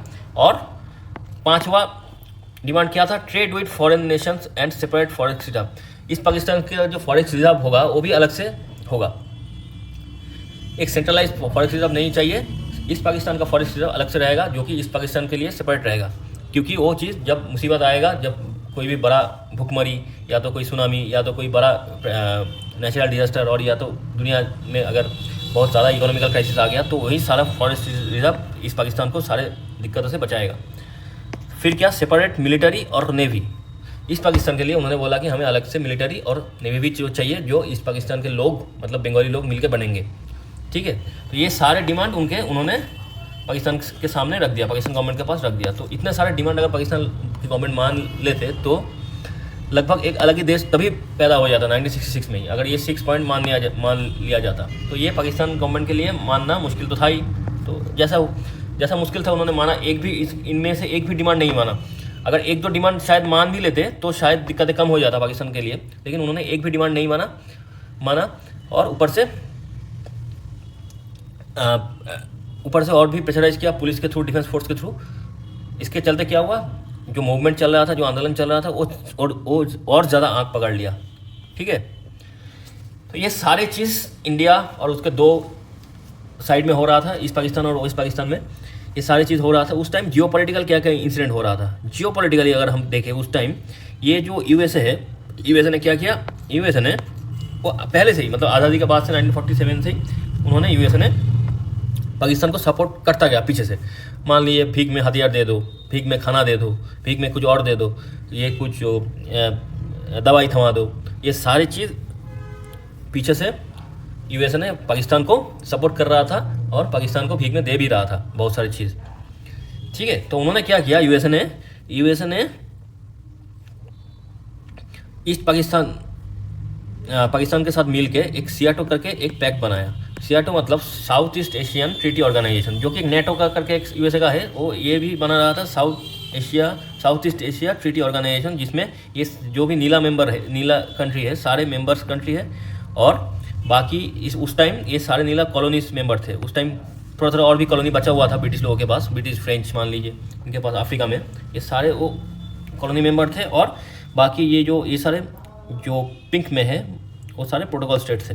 ठीक है, तो सियाटो के अंदर यूएसए और पाकिस्तान एक दूसरे के अलायंस था, पार्टनर था, जो भी बोल लीजिए आप। ठीक है, तो यूएसए कभी नहीं चाह रहा था कि ईस्ट पाकिस्तान, जो कि एक स्ट्रेटेजिक पोजीशन में लोकेटेड है, जो कि पाकिस्तान का एक हिस्सा है और पाकिस्तान यूएसए का पापेट है, तो एक पापेट के मतलब पापेट के पास से पापेट का जो एरिया है, जो कि एक तरीके से यूएसए के अंडर ही है, तो वो एरिया यूएसए के हाथ से यानी पाकिस्तान के हाथ से ना निकल जाए, पाकिस्तान के हाथ से यानी यूएसए के हाथ से ना निकल जाए, कंट्रोल से ना निकल जाए। तो ये यूएसए कभी नहीं चाह रहा था कि ईस्ट पाकिस्तान के हाथ से निकल के आज़ाद बन जाए, ये यूएसए चाह नहीं रहा था। ठीक है, ये यूएसए का एंगल था। और बीच में 1968 में क्या हुआ? 1968 में मुजीबुर रहमान जी और बांग्लादेश के अंदर एक एजुकेशनिस्ट थे मोहम्मद अली रेज़ा, ये दोनों मिलके इंडिया के अंदर त्रिपुरा के जो कैपिटल है, इंडिया का जो स्टेट है नॉर्थ ईस्ट में त्रिपुरा, उनका जो कैपिटल है अगरतला, वहाँ पे आए और इंडिया से सपोर्ट मांगा कि बांग्लादेश का इंडिपेंडेंस, यानी कैसे ये जो दिक्कत चल रहा था ये इसको सॉल्व किया जाए और कैसे ये प्रॉब्लम को सॉल्व किया जाए। इसका मतलब ये नहीं ये इंडिया से सपोर्ट इसलिए मांग रहा था कि हम लोग इंडिया आके अटैक कर दे, आर्मी भेज दे, ऐसा नहीं। मतलब डिप्लोमेटिक तरीके से, इकोनॉमिक तरीके से क्या क्या सॉल्व हो रहा था, वो क्या क्या उपाय है, ये सारी चीज़ के लिए लेके डिस्कस करने के लिए ये दो इंडिया पहुंचे थे। ठीक है, तो इसके चक्कर में उन्होंने क्या किया? उन्होंने जब ये इंडिया से लौटे ईस्ट पाकिस्तान, तब पाकिस्तानी गवर्नमेंट ने शेख मुजीबुर रहमान जी के ऊपर चार्ज ये लगा दिए कि सिटिशन का चार्ज लगा दिए और conspiring with India and jail, उनको जेल में भेज दिया। और चार्ज ये लगाया कि उन्होंने इंडिया से मिलके कैसे देश को तोड़ा जाए, देश के खिलाफ, मतलब देशोद्रोही करके उसको नैरेटिव दे दिया कि वो एक देशोद्रोही है और उनके खिलाफ ये सब देशद्रोहिता का जो चार्ज है उसको लगा के, सिटिजन जो चार्ज होता है उसको लगा के उनको जेल में भेज दिया। जबकि वो जब बातें बस उस टाइम जब इंडिया आया था मुजीबुर रहमान जी, उनका बस दिमाग में यही चल रहा था, जो कमज़ोर कमज़ोर ईस्ट पाकिस्तान को अगर इंडिपेंडेंस और ऑटोनॉमी, या तो ऑटोनॉमी अगर उनको हासिल करना है तो क्या क्या पॉलिटिकल सपोर्ट रास्ता हो सकता है, क्या क्या इकोनॉमिकल सपोर्ट मिल सकता है, तो यही चीज़ को लेकर वो शायद आए थे उधर। तो उनके ऊपर सिटीजन चार्ज लगा के उनको जेल में डाल दिया गया। ठीक है, तो ये सब चल ही रहा था। लास्ट में 1970 में वो बोलते हैं ना, कॉफिन में आखिरी पिन मानना, तो ये लास्ट 1970 में एक ऐसे इंसिडेंट हुआ, उसके बाद सारे चीज़ पाकिस्तान सेंट्रल गवर्नमेंट के हाथ से निकालने लगा। क्या हुआ, एक फ्लड आया 1970 में, एक फ्लड आया, उसके बाद एक साइक्लोन भी आया, उसका नाम था वोला, जो 12 नवंबर 1970 में आया था। उसी फ्लड में, उसी साइक्लोन में 3 से 5 लाख लोग ऐसे ही मर गए थे, बहा के लेके गया साइक्लोन। तो उस टाइम या खान का जो पाकिस्तान के अंदर जो सेंट्रल गवर्नमेंट चल रहा था, वो एडिक्वेट तरीके से आम लोगों की, ईस्ट पाकिस्तान के अंदर जो साइक्लोन आया, तो उसके साइक्लोन के बाद ईस्ट पाकिस्तान के लोग जो साइक्लोन से इफेक्टेड थे, उनको असिस्टेंट प्रोवाइड तो किया ही नहीं, ऊपर से कोई भी रिलीफ, कोई भी खाना पीना, कोई भी मेडिसिन, कुछ नहीं सपोर्ट दिया। ऊपर से यूएसए और यूके, इन दोनों ने भी फेल कर गए इनको सपोर्ट देने के लिए। ठीक है, ये सारे फोटो है उस साइक्लोन का, जो कि पूरा का पूरा रीजन, एक गांव के बाद गांव, शहर के बाद शहर ख़त्म कर दिया था। ठीक है, 3 से 4 लाख, 3 से 5 लाख लोग का मौत कोई छोटा मोटा मौत नहीं है, बहुत बड़ा डिजास्टर आया था ये। लेकिन ना पाकिस्तान सेंट्रल गवर्नमेंट ने कुछ सपोर्ट किया इस पाकिस्तान को, और ना यूएसए यूके, कोई भी, जो भी डेमोक्रेसी का मसीहा बनते हैं ना पूरा दुनिया के अंदर, ये हम डेमोक्रेसी है, हम किसी को जाके मदद करते थे, कोई मुसीबत में हो तो हम आगे जाके मदद करते थे, तो ये सारी चीज़ वहीं पे निकल गया, कोई मदद करने के लिए नहीं आया। और इस पाकिस्तान के अंदर एक पाकिस्तान के खिलाफ एक, जिसको बोलते हैं ना, आग उबालना चालू हो गया था। ठीक है, तो अब कहानी कहाँ पे आता है, अब कहानी आता है 1970 में, 1970 दिसंबर महीने में क्या हुआ, 1970 दिसंबर में क्या हुआ, पाकिस्तान के अंदर पहला फर्स्ट नेशनल इलेक्शन हुआ। नेशनल इलेक्शन मतलब जैसे कि इंडिया के अंदर सेंट्रल गवर्नमेंट चुनने की जो इलेक्शन होती है, वही नेशनल इलेक्शन पाकिस्तान में पहली बार कब हुआ, 1970 में। इंडिया के अंदर 1951 से 1952 के बीच में स्टेट इलेक्शन और नेशनल सेंट्रल गवर्नमेंट सिलेक्शन की इलेक्शन सारे चीज़ हो गया था। लेकिन 1954 में पाकिस्तान के अंदर पहली बार प्रोविंशियल इलेक्शन हुआ, जिसका रिजल्ट पाकिस्तान गवर्नमेंट नहीं माना नहीं गया। मतलब वहाँ पे जब ईस्ट बंगाल के अंदर, ईस्ट पाकिस्तान के अंदर जब बंगाली पार्टी जब जीत के आया, उनके गवर्नमेंट बनने नहीं दिया गया था, गवर्नर रूल लगा दिया गया था। तो 1970 में क्या हुआ, पहली बार पाकिस्तान के अंदर नेशनल इलेक्शन हुआ, मतलब प्रेसिडेंट चुनने की इलेक्शन। प्रेसिडेंट पाकिस्तान के अंदर प्रेसिडेंट कौन बनेगा, इसको चुनने की इलेक्शन जो है, उसको पाकिस्तान का नेशनल इलेक्शन बोलते हैं। और वो पहली बार कब हुआ, दिसंबर 1970 में। इसमें क्या हुआ, वोटिंग हुआ कहाँ पे, टोटल 300 सीट के ऊपर वोटिंग हुआ, जहाँ से 162 सीट कहाँ से थे, ईस्ट पाकिस्तान से, क्योंकि ईस्ट पाकिस्तान के अंदर पॉपुलेशन भी ज़्यादा था। और 138 सीट कहाँ पे थे, वेस्ट पाकिस्तान से। ठीक है, और 7 सीट कहाँ पे थे, 7 महिला के लिए रिजर्व सीट कहाँ से थे, ईस्ट पाकिस्तान के, और 6 था वेस्ट पाकिस्तान से। ठीक है, तो टोटल ये सारे सीट मिला के 300 सीट के अंदर अवामी लीग, जो कि मुजीबुर रहमान जी का पार्टी था ईस्ट पाकिस्तान की, मतलब ईस्ट बंगाल प्रोविंस की, तो वो पार्टी कितना सीट लेके जीता, 167 सीट जीता। और नेक्स्ट हाईएस्ट जो पार्टी था, जो कि वेस्ट पाकिस्तान के अंदर से आया था, वो था पाकिस्तान पीपल्स पार्टी, मतलब पीपीपी। ये 88 सीट जीता, मतलब 167, 167। वो नहीं चाह रहे थे कि पाकिस्तान की भविष्य, उनकी फ्यूचर ईस्ट पाकिस्तान वालों के हाथ में चले जाए, क्योंकि ये लोग एक्चुअली दिमाग से पैदल थे। वेस्ट पाकिस्तान वाले दिमाग से पैदल थे, इसलिए इनका सोच यही था कि अगर वो लोग खुद को ना ज़्यादा चालाक समझते, सारे दिमाग, सारे बुद्धि उनके दिमाग में ही है, बाकी मतलब बंगाली लोगों के अंदर कोई दिमाग तो है नहीं। अगर सारे पॉलिटिकल पावर ईस्ट पाकिस्तान के पास चले गए तो वो लोग देश को डुबा देंगे, कि पूरा पावर वो लोग लेके बैठ जाएंगे, मुजीबुर जी। तो ये सारे सोच उनके दिमाग में चल रहा था, क्योंकि वो लोग ये बंगाली लोगों को सेकंड क्लास सिटीजन की नज़र से देखते थे, कि उन लोगों की सोच में यही था कि बंगाली लोग, जो बंगाली मुस्लिम जो भी ईस्ट बंगाल और ईस्ट पाकिस्तान में रह रहा है, वो सारे सेकंड क्लास सिटीजन हैं, उनको निचली नज़र से देखते थे। इसीलिए वो लोग नहीं चाह रहा था कि ये सारे पावर मुजीबुर रहमान जी के पास, बंगबंधु के पास चले जाए। ठीक है, तो भुट्टो ने आके मुजीब जी से बात भी की और बोला कि आप तो वेस्ट पाकिस्तान में कोई सीट नहीं जीते, इसलिए आप यूनिलैटरली ऐसे गवर्नमेंट नहीं बना पाओगे, मतलब होगा नहीं आपको।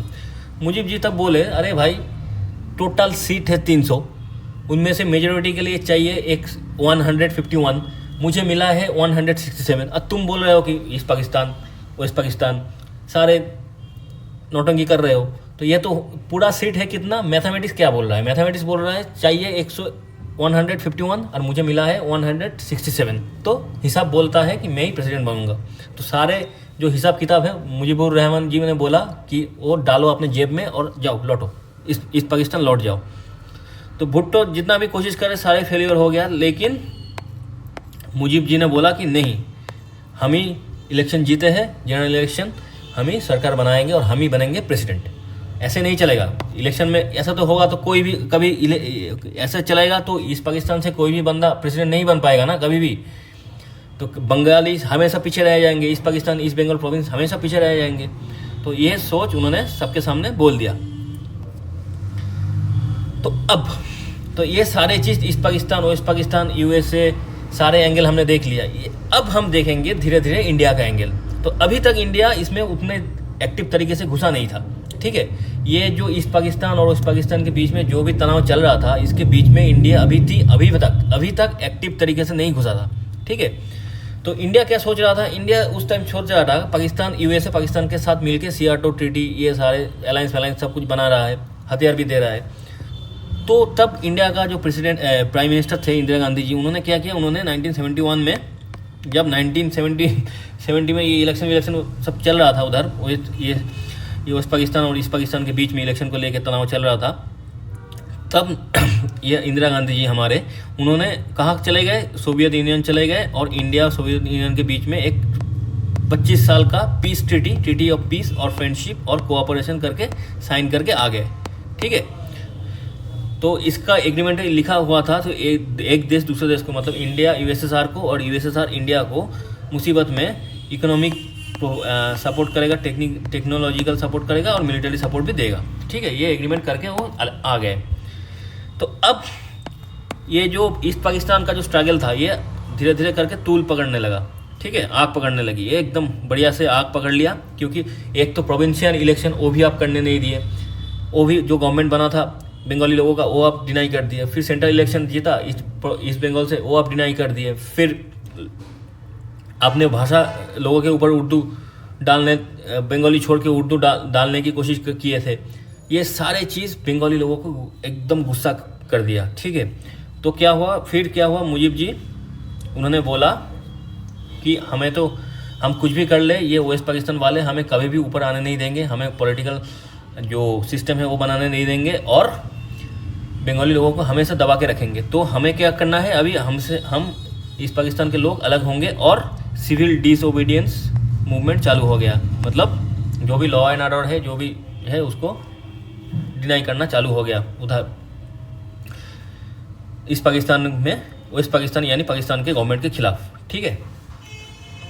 फिर 7 मार्च 1971 आते आते क्या हो गया, जब आंदोलन बहुत ज़्यादा तूल पकड़ लिया, बहुत ज़्यादा आग पकड़ लिया, तब मुजीब जी के पीछे कौन लग गया, सेंट्रल गवर्नमेंट, जो पाकिस्तान का सेंट्रल गवर्नमेंट है, वो सारे फोर्स वगैरह सब मुजीब जी के पीछे लगा दिया। क्योंकि 1971 7 मार्च को क्या, मुजीब जी एक प्रो इंडिपेंडेंस रैली किया था ढाका में, वहाँ पे 20 लाख लोग एक साथ आ गए थे, 20 लाख। अगर 2000 लोग एक जगह खड़ा हो जाए तो इधर उधर नहीं दिखाई देता, तो उन्होंने 20 लाख लोग एक साथ ला के खड़ा कर दिए थे। मुजीब जी का इतना ही औड़ा था उस टाइम ईस्ट पाकिस्तान के अंदर मुजीबुर रहमान जी का, जिनको उनका औरा ही कुछ अलग था उस टाइम। तो उन्होंने बोला, this time the struggle is for our freedom. उन्होंने पहली बार बोला था हमें ऑटोनॉमी चाहिए, फिर ग्रेट ऑटोनॉमी चाहिए, लेकिन अब वो बोल रहा है कि हमें कोई ऑटोनॉमी कुछ नहीं चाहिए, हमें फ्रीडम चाहिए, हमें पाकिस्तान से, वेस्ट पाकिस्तान से अलग होके खुद का देश बनानी है और हम इंडिपेंडेंस होंगे।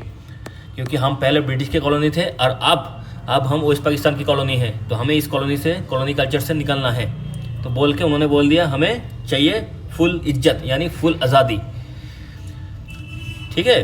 तो उन्होंने ये बांग्लादेश का ये जो फ्लैग है उस टाइम अब बीच में ये बांग्लादेश का जो मैप है वो नहीं है बांग्लादेश की फ्लैग में, लेकिन ये जो फ्लैग है वो भी फ्लैग उन्होंने सबके सामने रख दिया कि ये होगा हमारे बांग्लादेश की फ्लैग। 23 मार्च 1971 में the flag of Bangladesh was raised for the first time on Pakistan Republic day. Pakistan Republic day के ऊपर इन्होंने बांग्लादेश का झंडा लहरा दिया। मुजीबुर रहमान जी ने बांग्लादेश का झंडा लहरा दिया। और क्या हुआ, फिर पाकिस्तानी गवर्नमेंट और पाकिस्तानी आर्मी जो भी है उनकी सब पैरों तले ज़मीन खिसक गई। और उन्होंने क्या किया, उन्होंने 1971 में 25 मार्च को ऑपरेशन सर्चलाइट करके एक ऑपरेशन कहाँ लॉन्च किया, इस पाकिस्तान के अंदर पाकिस्तानी आर्मी ने लॉन्च किया। उस पाकिस्तानी आर्मी ने क्या ऑपरेशन में किया था, ऑपरेशन के अंदर जितना भी अवामी लीग मतलब मुजीबुर रहमान जी का जो पार्टी का जो भी सपोर्टर थे, जो भी कार्यकर्ता थे, सबको स्टक डाउन, किसी को अरेस्ट कर लिया गया, किसी को मार दिया गया, सबको उसी रात में 25 मार्च की रात में उनको या तो मार दिया गया या तो अरेस्ट कर लिया गया। और मुजीब जी को अरेस्ट करके सीक्रेटली वेस्ट पाकिस्तान लेके चला गया और वहाँ पे एक जेल में डाल दिया गया मुजीब जी को। ठीक है, ढाका यूनिवर्सिटी के अंदर क्या हुआ, बहुत सारे गोली चली। एक large number of Bengali student जो कि भाषा के लिए लड़ रहा था और वेस्ट पाकिस्तान और पाकिस्तानी सेंट्रल गवर्नमेंट के एट्रोसिटीज़ के खिलाफ लड़ रहा था, ये सारे लोगों को मार दिया गया। कुछ को कस्टडी में ले लिया गया, बाकी को मार दिया गया। किसके द्वारा, पाकिस्तानी आर्मी। 26 मार्च 1971 में अवामी लीग अनाउंस सीजेशन, मतलब अवामी लीग को बैन कर दिया गया। फिर Pakistani army intensify operation Searchlight. Operation Searchlight के अंदर पाकिस्तानी आर्मी ने क्या कुछ नहीं किया, स्टूडेंट को मारा, बूढ़े लोगों को मारा, जो भी उधर नॉर्मल बंगाली पॉलिटिकल पार्टी था उनके कार्यकर्ता, उनके सारे सपोर्टर्स को मारा। फिर हिंदू लोगों को मारा, हिंदू मुस्लिम कोई भी बंगाली औरत हो उसको उठा के लेके गए और उसको रेप किया उनके साथ। हिंदू महिला और मुस्लिम महिला मिला के ज़्यादातर हिंदू भी मारे गए थे वहाँ पे। पूरा मतलब 3 से 5 लाख लोग मारे गए थे, उसमें महिला भी थे, बहुत सारे बच्चे भी थे जो कि मेल न्यूट्रिशन बिना खाना पीना मिलने से मर गए थे। और बहुत सारे लोग, बच्चे, बूढ़े और औरत, 2 से 4 लाख औरत को रेप किया गया था। तो ये एक तरीके से जेनोसाइड था। यूएन ने कभी भी इसको ऐसा जेनोसाइड डिक्लेयर नहीं किया, क्योंकि पाकिस्तान के पीछे उस टाइम पाकिस्तान आर्मी के पीछे यूएसए का सपोर्ट था और यूएन यूएसए के अंडर। प्रैक्टिकली थ्योरेटिकली तो यूएन एक ऑटोनोमस बॉडी है, लेकिन ज़्यादातर फंडिंग यूएसए से आता है, तो यूएसए का बात तो मानेगा ही। बांग्लादेश में फ्रीडम फाइटर जितना भी माइनॉरिटी हिंदू पॉपुलेशन था, टीचर, स्टूडेंट, एक्टिविस्ट, जितने भी लोग थे, सबको ब्रूटली मारा गया और ब्रूटली दबाया गया। तो पाकिस्तान आर्मी ने ये सारे चीज़ वहाँ पे किए, जितना बदतर से बदतर कर सकते थे पाकिस्तान आर्मी ने, वो बांग्लादेश के ऊपर उन्होंने किए, एकदम हद पार कर दी। ठीक है, ये फ़ोटो हमने इंटरनेट से लिए हैं। तो ये सब फ़ोटो, ये सब अनफॉरगेटेबल स्कार है। बांग्लादेशी लोगों को कभी नहीं भूलना चाहिए कि ये सारी चीज़ पाकिस्तान वाले उनके साथ किया था। ये एक प्रेग्नेंट वुमन था, जबकि आसान भाषा में इनके साथ शायद गलत हरकत किया गया था, रेप किया गया था। उसके बाद ये प्रेग्नेंट हो गई। फिर ये सारे सब लाशें हैं, ये जो हम फोटो देख रहे हैं ना, ये सब लाश गिरा हुआ है, सारे लाश है। इससे भी खतरनाक फ़ोटो था नेट पे, हम बस यही उठाए। तो आप डिटेल में पढ़ेंगे, उसका फ़ोटो देखेंगे तो आपकी रूह कांप जाएगी। ऐसे हालत बना दिए थे बांग्लादेश की। फिर ये सब लोगों के पास से घर तो था ही नहीं जंग के टाइम, तो ये सब ऐसे रहने लगे इसके अंदर, ऐसे पाइप के अंदर रह के खाना पीना बना के। फिर ये मेल न्यूट्रिशन का बच्चा है। ये ऐसे जितना जुल्म हो सकता था पाकिस्तानी आर्मी ने बांग्लादेश वालों को ऊपर किया। पूरा का पूरा जनरेशन ख़त्म कर दिया। 3 से 4 लाख लोगों को मार दिया, 2 से 4 लाख लोगों के महिला के साथ गलत काम किया, सारे कुछ किया। तो अब जब ये चल रहा था, तब बांग्लादेशी लोग धीरे धीरे करके उनके दिमाग में आया कि हम बात करके ये प्रॉब्लम सॉल्व होगा नहीं, ना डिप्लोमेसी से सॉल्व होगा, ना पॉलिटिकल मसले से सॉल्व होगा। तो अब सॉल्व होगा तो मार के सॉल्व होगा। जितना मार हम खाए हैं उतना वापस देना होगा। तो ये सोच से तब बंगाली लोग हथियार उठा लिए। उन्हें बोला कि बहुत हो गया, अब होगा जंग। क्या होगा? जंग। अब होगा लड़ाई, अब होगा लड़ाई। तो लड़ाई एक ऐसा सब्जेक्ट है जो पाकिस्तान आर्मी जानता नहीं है, इसके ऊपर उनकी कोई नॉलेज, कोई पढ़ाई है नहीं। बाकी सारे चीज़ के ऊपर उनकी नॉलेज है, लेकिन मुक्ति वाहिनी ने ये सोचा कि हम लोग लड़ेंगे फ्रीडम। उनका एक ग्रुप बनाया मुक्ति वाहिनी ने, जितना भी डिसअफेक्टेड, जो भी वो पाकिस्तान आर्मी के एट्रोसिटी से बच गया था, और जो भी लोग पाकिस्तान आर्मी में पहले काम करते थे, बंगाली लोग जो रिज़ाइन कर दिए थे, क्योंकि पाकिस्तान आर्मी के खिलाफ जब पाकिस्तान आर्मी बंगाली लोगों के ऊपर जुल्म करने लगा, तो ये लोग रिज़ाइन करके खुद का एक बाहिनी बना दिया। उसका नाम था मुक्ति बाहिनी, ठीक है। तो ये पहले तो इंडियन फोर्स ने क्या किया, उन्होंने इंडियन जो डिफेंस फोर्स था, BSF बोलिए, इंडियन आर्मी बोलिए, वो पहले थोड़ा थोड़ा करके मुक्ति वाहिनी को आर्म्स एंड एमुनेशन देने लगे, सपोर्ट करने लगे। तो इस टाइम इंडिया के पास एक अपॉर्चुनिटी आया। इंदिरा गांधी जी ने देखा कि अगर जो पाकिस्तान की गवर्नमेंट ने इस पाकिस्तान का जो हालत बना दिया है, तो इस पाकिस्तान ऐसे ही उनके साथ रहेंगे नहीं, ठीक है, ये तो अलग आज़ाद होंगे। तो क्यों ना हम इस आज़ादी पाने का जो प्रोसीड्योर है, इसको थोड़ा सा जल्दी कर दे। ये सोच इंदिरा गांधी जी के दिमाग में आया। उन्होंने सोचा, देखो बांग्लादेश ने एक बार लड़ाई करना चालू किए हैं, तो शायद आज़ादी का लड़ाई लड़ते जाएंगे, कमज़ोर है लेकिन लड़ेंगे ज़रूर।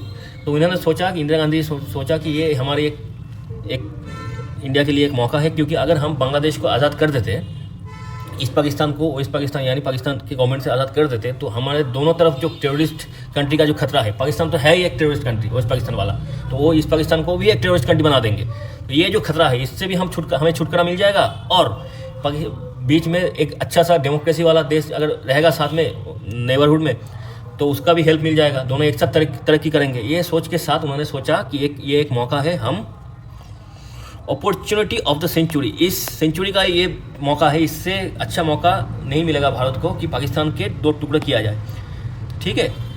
लेकिन इसका एक खतरा ये भी है, इंडिया को 2 फ्रंट में जंग लड़नी होगी। अगर हम मैप में देखें, एक साइड ईस्टर्न साइड पे बांग्लादेश आता है, मतलब ईस्ट पाकिस्तान, वेस्टर्न फ्रंट पे वेस्ट पाकिस्तान आता है, जो कि इंडिया का दोनों साइड पे है। तो इंडिया को 2 फ्रंट में जंग लड़नी होगी।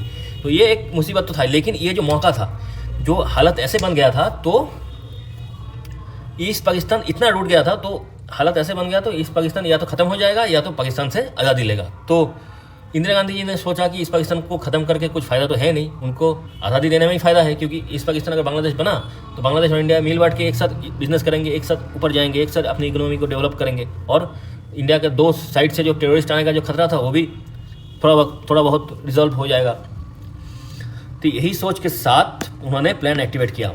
हमारे जो फील्ड मार्शल थे, जो आर्मी जनरल थे, सैम मानेकशॉ, ये तो एक लीजेंडरी कैरेक्टर है, इनको लेके हम बाद में वीडियो बनाएंगे। तो उनको बोले इंदिरा गांधी अपना प्लान, उन्होंने बोला कि जंग हमेशा, इंदिरा गांधी तभी बोला उनको कि हम चलिए एक पाकिस्तान के साथ एक जंग लड़ी लेते हैं, कि अलग कर देते हैं। तो उन्होंने बोला कि अभी सही वक्त नहीं है, हम नवंबर महीने में, या नवंबर या दिसंबर में जंग शुरू करेंगे। तो उन्होंने बोला, उनका एक कोट है जो बहुत फेमस है, उन्होंने बोला कि जंग हमेशा अपने टाइम के हिसाब से लड़ना चाहिए, ना कि दुश्मन की टाइम के हिसाब से, ठीक है।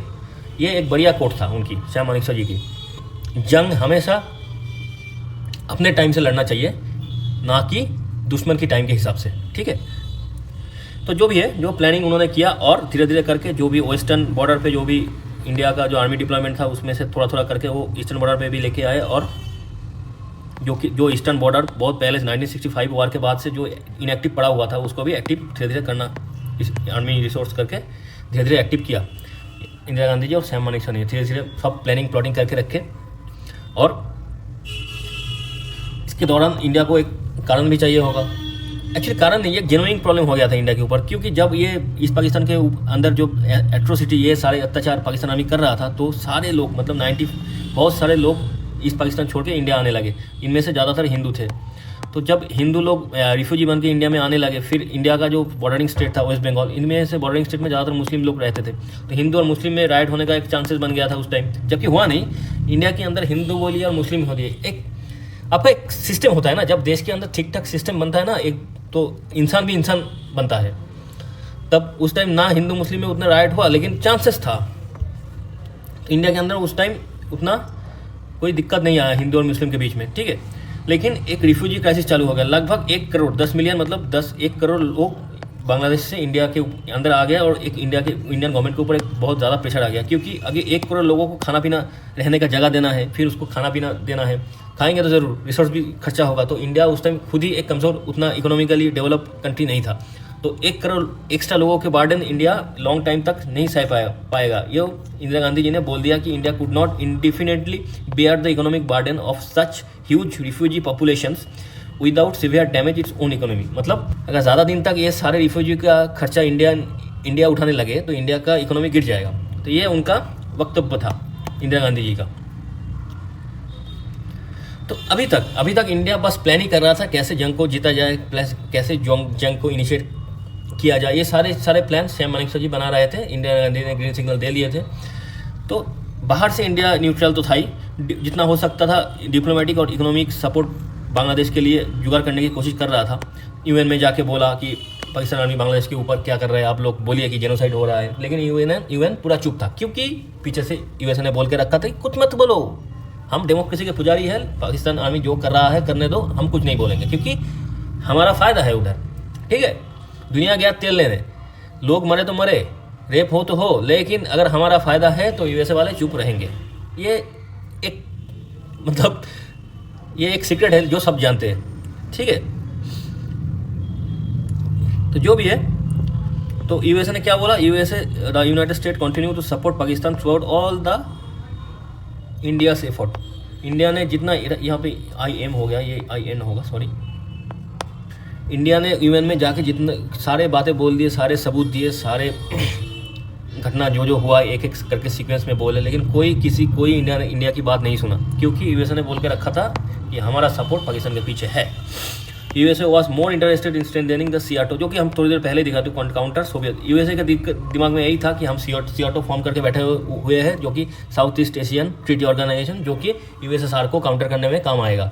ठीक है, उनके दिमाग में बस जैसे तैसे करके यूएसएसआर को काउंटर करना था, चाहे पूरा देश खत्म हो जाए।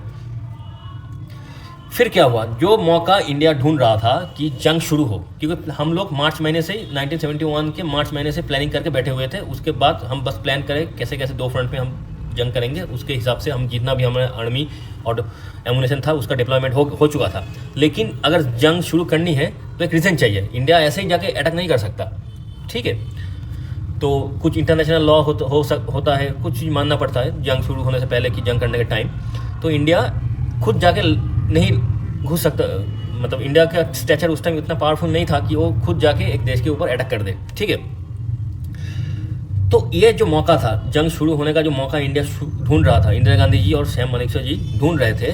तो ये मौका, ये पाकिस्तान के गधे, इन्होंने ये मौका इंदिरा गांधी जी के हाथ में पकड़ा दिया। इन्होंने क्या किया, इन्होंने बोला कि इंडिया हमारे ऊपर अटैक करने वाले हैं, तो हम उससे पहले इंडिया के ऊपर अटैक करके उनका सारे बंकर जो भी है, एयरफोर्स का जो स्टेशन है, उन सबको बर्बाद कर देंगे और वो एक प्रीएम्प्टिव स्ट्राइक होगा। तो इस स्ट्राइक के लिए इंडिया पहले से प्रिपेयर था। ठीक है, सैम मानेकशॉ जानते थे ये गधे ये पाकिस्तान वाले पहले से आएंगे, कुछ हरकत करेंगे। तो इसी हिसाब से उन्होंने क्या किया, सारे जो एयर स्टेशन था, जो भी एयरफील्ड था इंडिया का, उसमें क्या है, जो भी एयरक्राफ्ट थे उन सारे एयरक्राफ्ट को बंकर के अंदर डाल दिए थे। बस एयरफील्ड मतलब जो रनवे था वो बाहर था, बाकी सारे चीज़ वो बाहर तो रहना ही है। रनवे छोड़ के बाकी सारे जो भी आर्म्स एमुनेशन था, जो भी एयरक्राफ्ट थे, जो फाइटर एयरक्राफ्ट थे, उस सारे को बंकर के अंदर सेफ रख दिए थे। ठीक है, तो ऑपरेशन का नाम दिए थे, ये जो पाकिस्तान वाले जो आए थे इंडिया को मारने, प्रीएम्प्टिव स्ट्राइक करने, उनका नाम देते हैं चेंगिस खां। नाम बढ़िया देते हैं वो लोग, शायद जिगरा चाहे चूहे का ना हो, लेकिन नाम देंगे चेंगिस खां। ठीक है पाकिस्तान वाले अजीब है भाई, उनका चेंगिस का नाम देके आ गया इंडिया के ऊपर अटैक करने। तो प्लेन भारी भर को हथियार प्लेन लेके उड़ के आए और इंडिया के अंदर आके टोटल 11 इंडिया के एयरफील्ड जो था, जो वेस्टर्न बॉर्डर में ज़्यादातर था, ये जो मैप में दिखाई दे रहा है, ये सारे जगह पे, मतलब हम अभी एक एक करके देखेंगे, मतलब एयरफील्ड था, उनके ऊपर बमबारी करके जो रनवे वगैरह थे उनके ऊपर थोड़ा सा डैमेज करके भाग गया। उन्होंने लगा कि हम जाके बमबारी किए, सारे एयरक्राफ्ट, सारे एयरफोर्स का जो प्लेन वगैरह फाइटर प्लेन है सब टूट गया होंगे, डैमेज हो गया होगा, और नहीं सारे इंडिया का जो एयरफोर्स है ख़त्म हो गया होगा। तो ये करके उन्होंने अमृतसर एयरबेस, अम्बाला एयरफेस, आगरा, अवंतीपुर, बीकानेर, हलवारा, जोधपुर, जैसलमेर, पठानकोट, भूज, श्रीनगर, उत्तरलाई, सारे जगह पे उन्होंने बमबारी की और इंडिया का जो एयर डिफेंस जो रेडार लगा हुआ था अमृतसर और फरीदकोट में वो भी डैमेज करके चले गए। तो बहुत खुश हो गया डैमेज वैमेज करके, ये लोग एकदम खुशी से चले गए, लौट गए पाकिस्तान। ठीक है, तो अब ये जो कांड करके वो लोग गए, इसका जो रिपरकेशन था वो तो इनके दिमाग में था नहीं। तो यही तो मौका था। तो ये तब जाके इंदिरा गांधी ये सैम मानेकशॉ को जी के बोले, जो मौका आप ढूंढ रहे थे पाकिस्तान वाले दे के गए, आप कीजिए, आप मारिए उनको अच्छे से, अभी धोइए, उनको खर्चा पानी दीजिए अभी। तो सैम मानेकशॉ ने बोला ज़रूर मैडम, हम सब देंगे, खर्चा पानी जितना मांगे है उससे ज़्यादा देंगे, सारे कुछ देंगे, कोई दिक्कत नहीं है। ये बोल के पाकिस्तान आर्मी के ऊपर, मतलब पाकिस्तान के ऊपर इंडियन आर्मी ने धावा बोल दिया दोनों फ्रंट पे, उधर इधर, मतलब ये जो वेस्टर्न वाला फ्रंट यहाँ पे भी, और ये जो ईस्टर्न वाला फ्रंट मतलब आज का जो बांग्लादेश है यहाँ पे भी। तो वेस्टर्न वाला फ्रंट में 4 बड़े बड़े बैटल हुए, चंप, बसंत सर, लौंगेवाला मतलब ये जो बॉर्डर मूवी आया था ना हम लोगों का, बॉर्डर, बहुत पहले वो सनी देओल, सुनील शेट्टी, अक्षय खन्ना, ये इन लोगों का जो मूवी आया था, बहुत पुराना मूवी है, एग्जैक्ट ईयर हमें याद नहीं, बहुत पुराना मूवी है, लेकिन उस मूवी का में ये लौंगेवाला का जो जंग हुआ था उसी का मतलब एकदम सच्चाई। 121 इंडियन आर्मी थे, एक इंडियन आर्मी की 121 लोग की एक बैटालियन था, और वो पूरा टैंक रेजिमेंट लेके आए थे। इतनी बुरी तरीके से मार खाए ना पूरा का पूरा टैंक रेजिमेंट वही दफन हो गया, वही डिजर्ट के अंदर, वही मरुभूमि के अंदर ही दफन हो गया। तो जब दिमाग नहीं होता है तब ऐसे ही पाकिस्तान जैसा हालत हो जाता है। जब एजुकेशन, पढ़ाई वढ़ाई कुछ नहीं है, किसी भी टॉपिक के ऊपर कोई भी नॉलेज नहीं है उन लोगों की।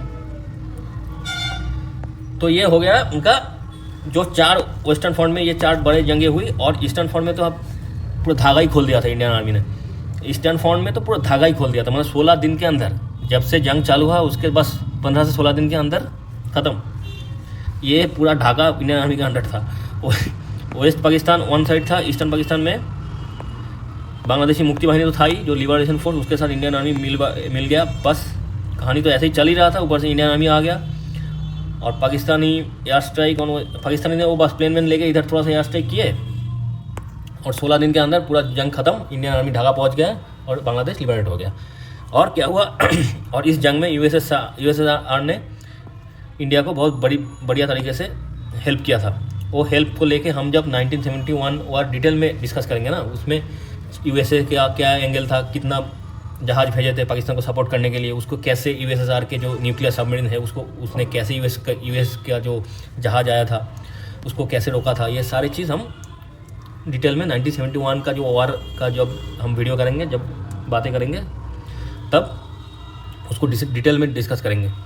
तो ये जो जहाज़ देख रहे हैं ना, ये जो वाला, ये इसका नाम है यूएसएस एंटरप्राइज। ये जहाज़ यूएसए ने खुद भेजा पाकिस्तान को सपोर्ट करने के लिए, कि इंडिया के ऊपर अटैक करने के लिए, क्योंकि इंडियन जो नेवी है, इंडियन नेवी कराची पोर्ट को अटैक करके ऐसे पापड़ जैसे बना दिए थे, जैसे कि वो हम जब पापड़ तेल में फ्राई करते हैं ना, ऐसे मतलब जैसे पापड़ हो जाता है, पापड़ चटनी के साथ हम लोग खाते हैं, तो ये पापड़ जैसे हालत बना दिया था पूरा इसका बॉम्बिंग करके कराची जो पोर्ट था पाकिस्तान के अंदर। तो उसकी रिटेलिएशन में ये यूएसएस ने अपना एंटरप्राइज भेजा था। तो US navy tried to block the Indian, लेकिन जब ये बे ऑफ बंगाल में घुसा, मतलब यूएस नेवी ने जब अरेबियन सी पार करके बे ऑफ बंगाल आए और इसके ऊपर इंडिया के ऊपर अटैक करने गए, तो इन्होंने पाया कि यूएसएसआर का जो न्यूक्लियर सबमरीन है वो पहले से यहाँ पे आके उनका रास्ता रोक दिया। उन्होंने बोला अगर आप जंग में कूदे आए तो हम भी आएंगे, और हम लेके आए न्यूक्लियर सबमरीन, यही पटक के मारेंगे। तो यूएसएसआर का जो सबमरीन देख के इनका गला सूख गया। जब सबमरीन वो भी न्यूक्लियर वाला, ठीक है, यूएसएसआर ने कोई ऐसा वैसा सबमरीन नहीं भेजा था, तो पूरा का पूरा फ्लीट भी भेजा, और न्यूक्लियर वाला सबमरीन जब सरफेस हुआ, पानी से अंदर से बाहर आया, तो इनका तो ऐसे ही मुंह में आ गया पूरा। तो ये लोग बोले कि नहीं भाई, हम पाकिस्तान, तुम संभालो अपने आप को, हम चलते हैं, फालतू में तुम भी जाओगे, हम साथ में हमें भी लेके जाओगे यूएसएसआर के हाथों। तो ये तो कुछ नहीं कर पाए यूएस वाले, वो तो अपना जहाज़ लेके चले गए। वो तो सोवियत का जो एंट्री हमने बोल दिया था पहले ही, जो सोवियत ने अपना फ्लीट भेजा था यूएसएस से, जो 5 दिसंबर को हुआ था। ये एंटी शिप क्रूज मिसाइल सब कुछ लेके आए थे यूएसएसआर ने, सारे मिसाइल सब कुछ लेके आए थे। तो इसको देख के यूएस वॉरशिप को भागना पड़ा। तो इस जंग के बाद इंडिया और सोवियत, मतलब इंडिया आज तो सोवियत है नहीं, रशिया बन गया वो, मतलब टूट गया था फिर रशिया के साथ। तो इसीलिए आज भी इंडिया कभी भी रशिया का हाथ नहीं छोड़ता, क्योंकि हालात जितना भी सैंक्शन लग जाए रशिया के ऊपर, कोई भी कुछ भी बोले, इंडिया कभी, क्योंकि जब पूरी दुनिया ने इंडिया का साथ छोड़ दिया था, पूरी दुनिया ने इंडिया के खिलाफ काम करना चालू कर दिया था। मतलब ऐसे यूएसएस का जो इंटरप्राइज आया था, मतलब जहाज आया था, सिर्फ यूएस का नहीं, वो यूके का, मतलब इंग्लैंड, उनका भी जंगी बेड़ा आया था इंडिया को मारने के लिए, लेकिन सारे के खिलाफ जाके यूएसएसआर ने अकेला लड़ा। तो इसीलिए कुछ भी हो जाए, दुनिया इधर से उधर हो जाए, इंडिया कभी रशिया का हाथ नहीं छोड़ता। तो ऐसे टाइम पे ऐसा, मतलब एहसान करके मदद करके क्या है ना, कोई अगर भूल जाएंगे तो ऊपर जाके हिसाब नहीं दे पाएंगे। तो इसीलिए इंडिया वाले कभी, इंडिया में कोई भी गवर्नमेंट आ जाए, वो रशिया का साथ कभी नहीं छोड़ता। उसका कारण यही है। तो अब क्या है, जब ये सब चल रहा था, एक तो इंडिया नेवी ने कराची पोर्ट उड़ा दिया, ऊपर से ढाका तक पहुंच गए, पूरा का पूरा इस बांग्लादेश को आज़ाद कराने के रास्ते पे चल पड़ा पूरा। तब यूएसए ने सोचा कि हम तो कुछ नहीं कर पाए, तो हमने चाइना को रिकॉग्नाइज, कुछ दिन पहले ही रिकॉग्निशन दिए है अच्छे से, दलाल के थ्रू, पाकिस्तान दलाल के थ्रू मीटिंग भी किए हैं, उनके बीजिंग में जाके एम्बेसी खोले हैं। तो चाइना को बोलते हैं कि आप एक काम कीजिए, इंडिया का जो ऊपर का जो बॉर्डर है, जो कि चाइना के साथ होता है, मतलब अक्साई चीन वाला बॉर्डर, अरुणाचल और सिक्किम वाला बॉर्डर, यहाँ पे आप लोग एक काम कीजिए, चाइना वाले, चाइना को जाके ये बोला कि आप लोग एक काम कीजिए, आप लोग मिलिट्री डिप्लॉय कीजिए इधर यहाँ पे, जो कि इंडिया के ऊपर प्रेशर क्रिएट करे होगा। तो चाइना ने बोला हम अभी कुछ नहीं करेंगे, क्योंकि हमारे साथ यूएसएसआर का थोड़ा सा प्रॉब्लम चल रहा है और यूएसएसआर इंडिया का दोस्त है, ठीक है।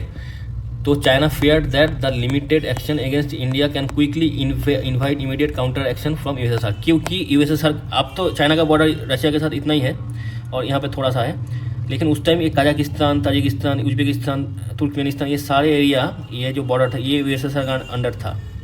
तो चाइना का बॉर्डर यहाँ पे भी था यूएसएसआर के साथ और यहाँ पे भी था।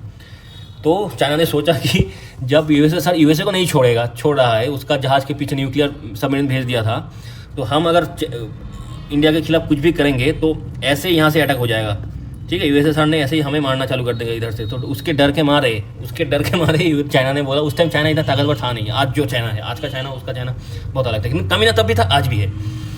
कमीनापंथी में ना चाइना तब भी पीछे था, ना आज भी पीछे है, लेकिन ताकतवर तब उतना नहीं था, इकोनॉमिकल पावर, सुपर पावर नहीं था, आर्मी सुपर पावर नहीं था चाइना का तब, लेकिन कमीना उतना ही था। तो चाइना ने बोला कि देखो भाई, हम अभी इनके पीछे नहीं जाएंगे, रशिया के इंडिया को कोई उंगली नहीं करेंगे, क्योंकि यूएसएसआर इंडिया के सपोर्ट में पूरा खड़ा है। मालूम पड़ा कि हम वहाँ पे उंगली किए और यहाँ पे पीछे से यूएसएसआर ने हमारे पीछे उंगली डाल दी। तो ये सारी चीज़ देख के चाइना ने हाथ खड़े कर लिए, उन्होंने बोला हम कुछ नहीं कर पाएंगे। तो यूएसए ने सोचा साला, एक तो जंगी जहाज़ भेजे वो भी काम नहीं आया, चाहे पाकिस्तान के इतना हथियार सब कुछ दिए, सब कुछ पानी में बह गया, सारे बर्बाद हो गए। ऊपर से चाइना के साथ इतना डिप्लोमेसी करके वहाँ पे जाके ये खोले, क्या बोले, ये एम्बेसी भी खोले, लेकिन वो भी कोई काम में नहीं आया। तो यूएसए ने धार में बहुत ज़्यादा मुक्की खाई है एकदम, सारे सपोर्ट पाकिस्तान के पीछे लगा दिए थे, लेकिन किसी काम पे नहीं आया, बांग्लादेश बना। तो अब जंग में 16 दिन बाद, 16 दिसंबर, जो कि 14-15 दिन बाद ही, 16 दिसंबर 1971 में जंग इंडियन आर्मी ने जीत लिया, ठीक है। और देखो, जहाँ पे लड़ने की बात आती है ना, वहाँ पे एकदम देखो पाकिस्तान आर्मी को 93,000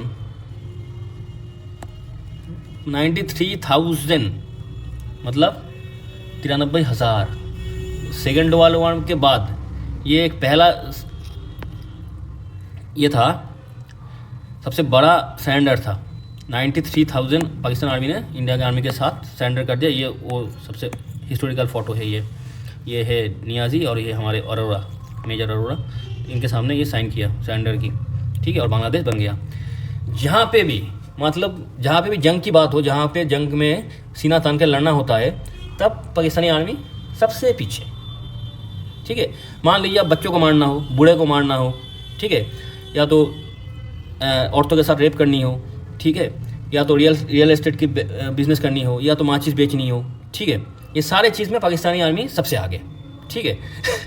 टेररिज्म को सपोर्ट करनी हो, किसी देश के अंदर टेररिज्म भेजना हो, सारे जो टेररिस्ट हैं उनको अपने देश में पनाह देना हो, ये सारे चीज़ में पाकिस्तानी आर्मी के ऊपर कोई जा ही नहीं सकता। लेकिन जब भी जंग की बात हो, जहाँ पे सीना तान के लड़ना होता है, तो वहाँ पे पाकिस्तान आर्मी सबसे पीछे।